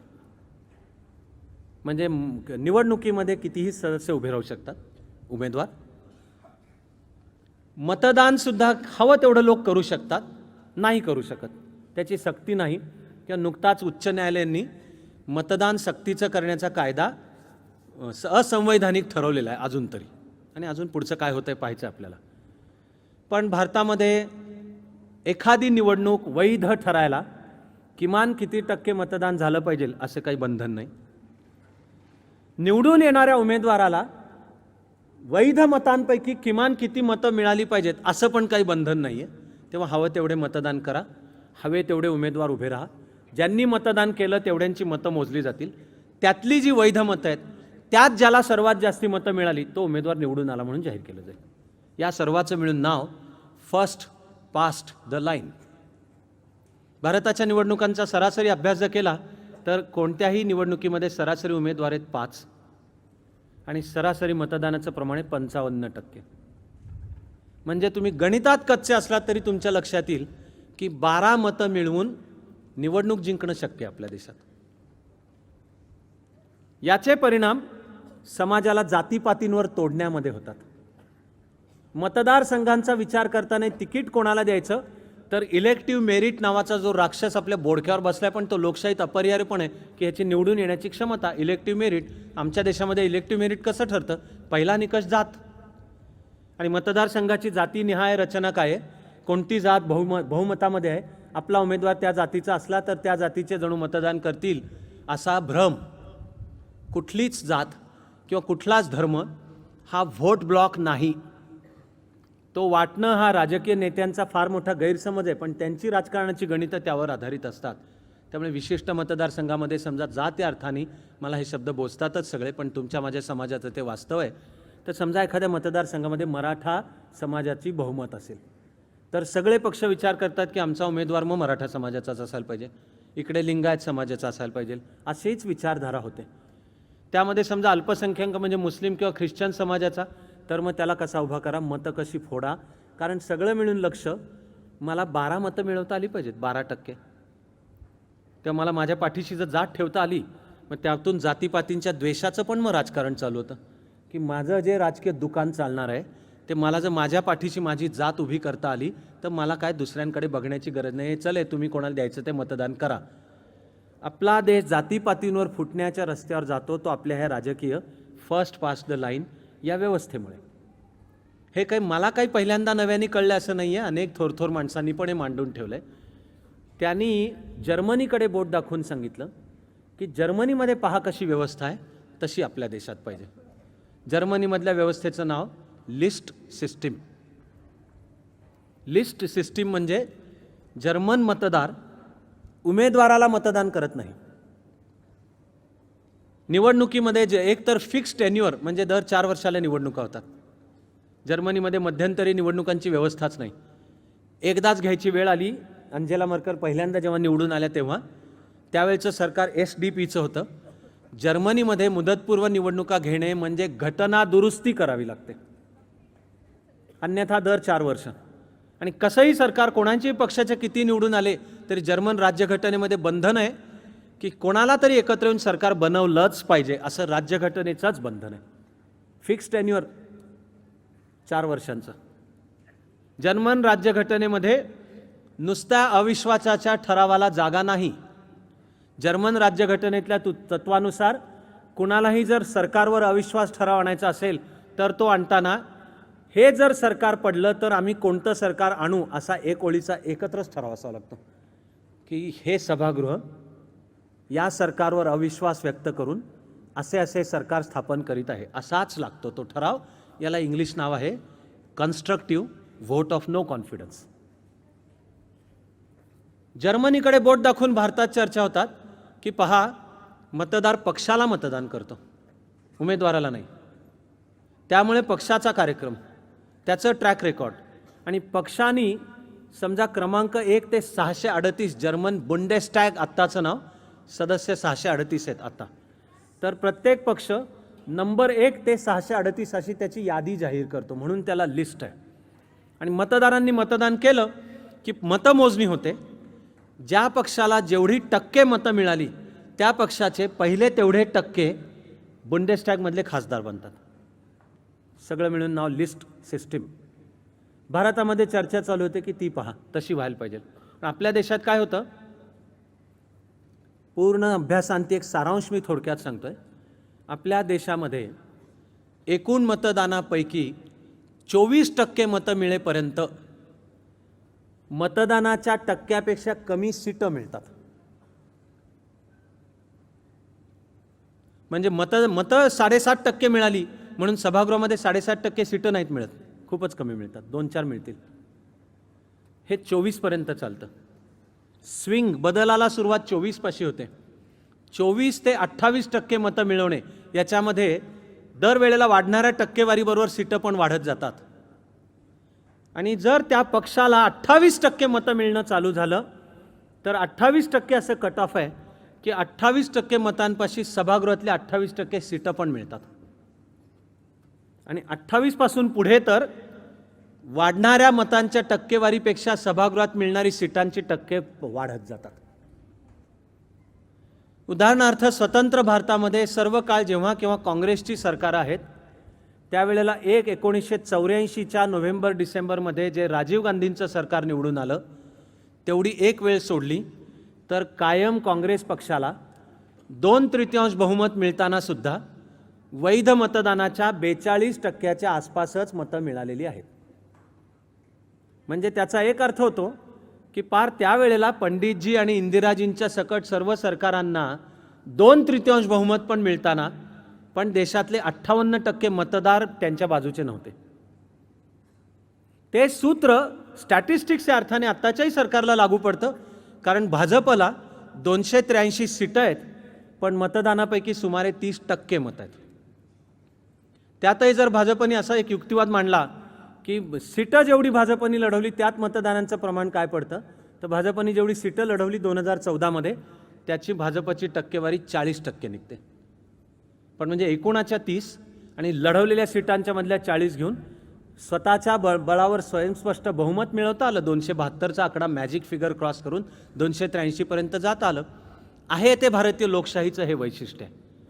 म्हणून चर्चेमध्ये बोट दाखवलं जातं की ते जर्मनीकडे बघा. आपण जर्मनीची पद्धत म्हणजे लिस्ट सिस्टीम घेतली पाहिजे. मी जर्मनीच्या प्रवासात आणि मला जर्मन राजकीय व्यवस्थेचा अभ्यास करताना ते माझं कामच आहे कायमचं. मी तिकडे चर्चा खरंच ऐकली. अशा काही चर्चांना विद्यापीठांमध्ये मी उपस्थित होतो की जर्मन विचारवंत म्हणतायत की लिस्ट सिस्टीममुळे राजकीय नेते लोकांपासून दुरावतात. ते लोकांना कधीच सामोरे जात नाहीत. ते फक्त राजकीय हायकमांडच्या पुढे करून त्यांच्या मर्जीत असले. म्हणजे समजा सोशल डेमोक्रॅटिक आणि CDU दोघांना माहिती आहे की साधारणपणे ले देके आपल्याला 40%च्या आसपास मतं मिळतात प्रत्येकी. आणि जर्मनीच्या राजकारणामधला तिसरा एक पक्ष आहे ग्रीन्स पार्टी, तर त्यांना सुमारे 20%. हा पर्यावरणाच्या प्रश्नावर उभाच असलेला राजकीय पक्ष आहे आणि त्याला एकूण मतदानापैकी 20% मिळतात. पर्यावरणाच्या बाबतीत फार मोठी प्रगती केलेलाही जर्मनी देश आहे.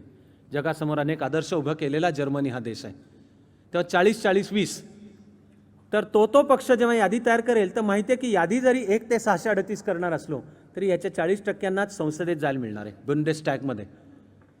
तर ज्याला संसदेत जायचं आहे त्याला लोकांसमोर कधी जावंच लागत नाही. त्याला ताईमाई अक्का माझ्यावर मारा शिक्का असं कधी दारोदार फिरावंच लागत नाही. त्यांनी फक्त जर्मन आपापल्या पक्षाच्या हायकमांडचे तोंडपुजेपणा केला, मर्जी संपादन केली की त्याची नावं टॉप 40% येतात, म्हणजे तो खासदार होणार.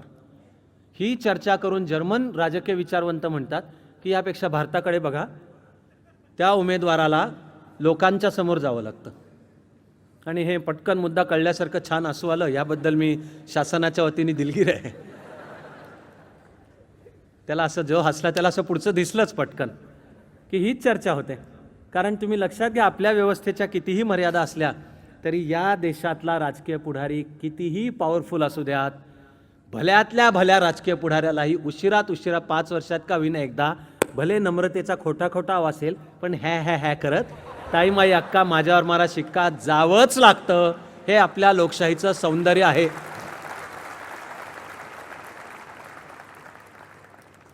आणि आता आपला मतदार बावळट उरलेला नाही.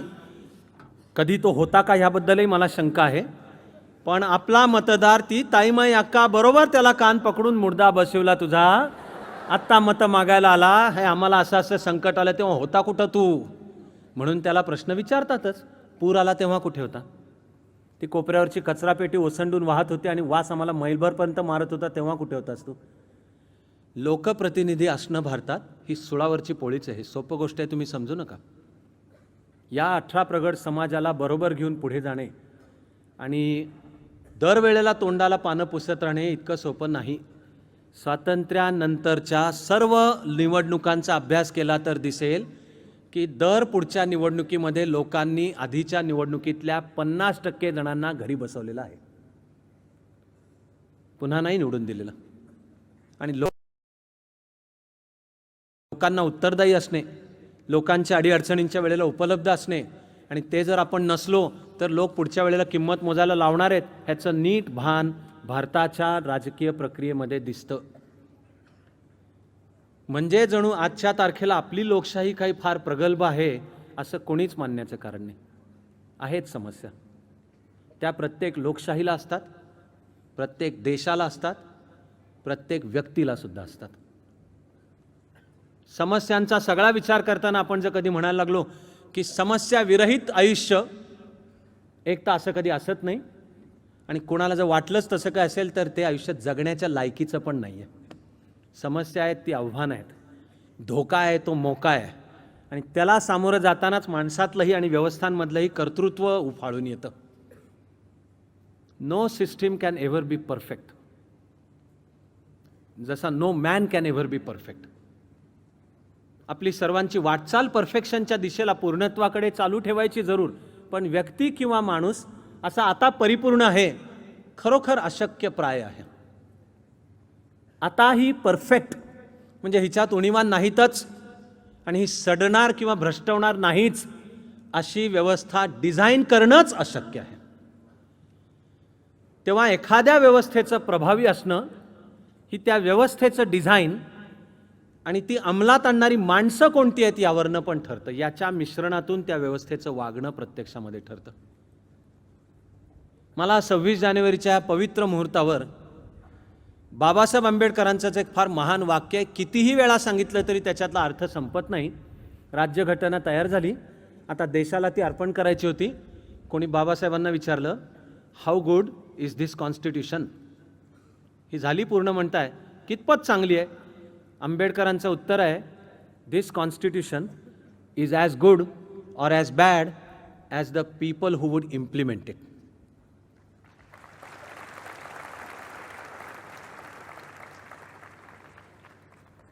ही राज्यघटना अंमलात जे आणणार आहेत आता ते कसे आहेत यावरनं ही राज्यघटना किती चांगली का वाईट, मला त्यांच्या म्हणण्यात अर्थ जाणवतो की ते जणू आपल्याला सांगतायत की आम्ही आमचं काम केलं, पण ते जर कागदावरच राहिलं तर आम्ही करण्याचा काही उपयोगच नाही ना. आणि आम्ही भले कलम 14, 15 आणि 16 मध्ये राज्यघटनेचा आत्मा मांडला बाबांनो, रूल ऑफ लॉ, कायद्याचं राज्य, इक्वालिटी बिफोर लॉ, कायद्यासमोर सर्व समान, आणि इक्वल प्रोटेक्शन ऑफ लॉ, कायद्याचं सर्वांना समान रक्षण, म्हणजे त्यात जात पात धर्म पंथ भेद काही नाहीत. तू या देशाचा नागरिक म्हणून आलास ना जन्माला, हे तुझे अधिकार आहेतच, आणि ते आम्ही देत नाही आहोत, मान्यता करतो. आम्ही अधिकार देत नाही आहोत, कलम 19 देत नाही आहोत, तू या देशाचा नागरिक आहेस याचा अर्थ हे कलम 14, 15, 16. पण जर आम्ही समता पाळत नसलो, जर देशाला भ्रष्टाचाराची कीड असली, जातीपातींच्या विषमतेची कीड असली, धर्माधर्मांमधला द्वेष आणि त्यातून निर्माण होणारे हिंसाचाराची पण कीड असली, दहशतवादाची कीड असली, स्त्रीला समाजामध्ये समान स्थान नाही याची कीड असली, आंबेडकर राज्यघटना लिहून काय करणार? ते आहे त्यांच्या वाक्यात की आम्ही we have done our best, now this constitution is as good or as bad as the people who would implement it. आपण लक्षात घेऊयात मित्र, 26 जानेवारीच्या मुहूर्तावर की ते थेट आपल्यापर्यंत येऊन भिडतं. ते म्हणजे केवळ पक्ष, केवळ त्यांच्या विचारधारा, ते काय कार्यक्रम देत आहेत, कोणता जाहीरनामा मांडत आहेत आणि फार तर फार आपल्या देशात 5 वर्षांनी होणाऱ्या निवडणुकीमध्ये आपण कोणतं सरकार निवडून देतो आणि आपण कोणतंही दिलं तरी बहुधा थोड्या दिवसात प्रत्येकालाच भ्रमनिरासाची भावना तयार होते. आता काय एकाला झाका उडदा माझी काळे गोरे अशीच, एवढ्यावर आपली जबाबदारी संपत नाही आपली. लोकशाहीबद्दलचं एक फार महान वाक्य आहे, eternal vigilance is the price of independence. की तुला लोकशाही, त्यातलं स्वातंत्र्य, त्यातले अधिकार हवेत ना, एक शाश्वत चिरस्थायी असलेला सावधपणा, इटर्नल व्हिजिलन्स, म्हणजे त्या ज्या व्यवस्था, राज्यघटना तयार झाली, कायदे तयार झाले, त्यानुसार सरकारी विभाग तयार झाले, नोकरशाही यंत्रणेला कामं सांगण्यात आली, नागरिकांच्या सुद्धा कडे अधिकाधिक अधिकार सोपवण्यात आले. पण अरे ते अधिकार असून नाही बाबा भागत, तू त्या अधिकारांची अंमलबजावणी केली पाहिजेस. ते त्या eternal vigilance is the price of independence यातही दिसतं. आणि लोकमान्य टिळकांचं जे महान वाक्य आहे, स्वराज्य हा माझा जन्मसिद्ध हक्क आहे आणि तो मी मिळविनाच. लोकमान्य टिळकांचं काय व्याकरण कच्चं नीट नव्हतं का? अरे स्वराज्य हा माझा जन्मसिद्ध हक्क आहे, मग आहे ना, मग आता पुन्हा आणि तो मी मिळविनच कशाला म्हणायला पाहिजे? कारण टिळक पण आपल्याला सांगतात की हक्क नुसते असून चालत नाहीत, ते मिळवावे लागतात. त्या मराठी मिळवणे शब्दात सुद्धा, त्या मराठी मिळवणे शब्दामध्ये सुद्धा हे टू डिझर्व म्हणजे आपली त्याला योग्यता साबित करावी लागते. तेव्हा आमचा मतदानाचा अधिकार, आमचे सर्व मूलभूत अधिकार, पुढे मानवी लोकशाहीच्या उत्क्रांतीमधली फार थोर संकल्पना मानवाधिकार नावाची, ती तर मूलभूत अधिकारांच्याही पलीकडे जाणारी संकल्पना आहे. तू माणूस म्हणून आलास ना जन्माला, म्हणजे तुझे हे अधिकार आहेतच. हे म्हणजे मानवाधिकार. त्याला युनायटेड नेशन्सनी मान्यता दिली आहे. अमेरिका आणि रशियाच्या चर्चेमध्ये पहिल्यांदा जेराल्ड फोर्ड आणि ब्रेझनेव यांच्या भेटीमध्ये या मानवाधिकाराच्या संकल्पनेला मान्यता देण्यात आली. 1975 साली या त्यावेळच्या 2 महासत्तांमध्ये करार झाला, तिचं नाव हेल्सिंकी अकॉर्ड. तिच्यात मानवाधिकाराच्या संकल्पनेला मान्यता दिली आहे. युनायटेड नेशन्सचं जे चार्टर आहे, UN declaration of human rights, मानवाधिकारांची सनद, तिच्यामध्ये मानवाधिकार मांडलेत. सगळ्यात महत्त्वाचा मानवाधिकार आहे राईट टू लाईफ. की आलास ना जन्माला, सन्मानाचा, पहिले जगण्याचाच तुझा अधिकार आहे. आणि ते नुसतं कसं बसं जगणं नाही, सन्मानाने जगण्याचा. म्हणजे त्याच्यामध्ये किमान रोजगार आला, शाश्वत विकास आला, चांगलं पर्यावरण आलं, प्रदूषित वायू नसावे ते आलं, पाणी शुद्ध मिळायला पाहिजे ते आलं. म्हणजे ही सगळी वाटचाल मिलेनियम डेव्हलपमेंट गोलकडून सस्टेनेबल डेव्हलपमेंट गोल, शाश्वत विकासाच्या संकल्पनेकडे हे मानवाधिकार आले. पण त्या मानवाधिकारांपासनं, ते आपल्या मूलभूत हक्कांपासनं, ते अलीकडच्या काळामध्ये खरंच भारतीय माणसाला अनेक तऱ्हांचे अधिकार आपल्याकडे आलेले आहेत. मी त्या लढाईतला एक छोटा सैनिक, पण राईट टू इन्फॉर्मेशन, माहितीचा हक्क आला. अजून आपल्याला निवडणूक प्रक्रियेमध्ये बदल खूप हवे आहेत, पण झालेल्या बदलांच्या मध्ये सुद्धा आशेची किरणं दिसतात त्यामध्ये. तेव्हा निवडणूक लढवणारा उमेदवारावर जर फौजदारी स्वरूपाच्या केसेस असतील तर त्या त्यांनी आधी मांडल्या पाहिजेत. आणि निवडून आल्यानंतर जर फौजदारी स्वरूपाच्या झाल्या तर त्याची निवड रद्द होईल. निवडणुकीच्या काळामध्ये तो जर तुरुंगात असला तर त्याला लढता येणार नाही. हे सगळे निकाल क्रमाक्रमाने देत आलेले आहेत कायदे. पुढच्या वाटचालीत म्हणता येईल की लोकांची कामं वेळेत झाली पाहिजेत, असं कायदेशीर बंधन सरकारी यंत्रणेवर पाहिजे. आणि लोकांची कामं स्वच्छ, पारदर्शक, भ्रष्टाचार विरहित पद्धतीने आणि वेळेत न झाल्यास तिला जबाबदार कोण, ती जबाबदारी निश्चित करण्याची कायदेशीर तरतूद पाहिजे.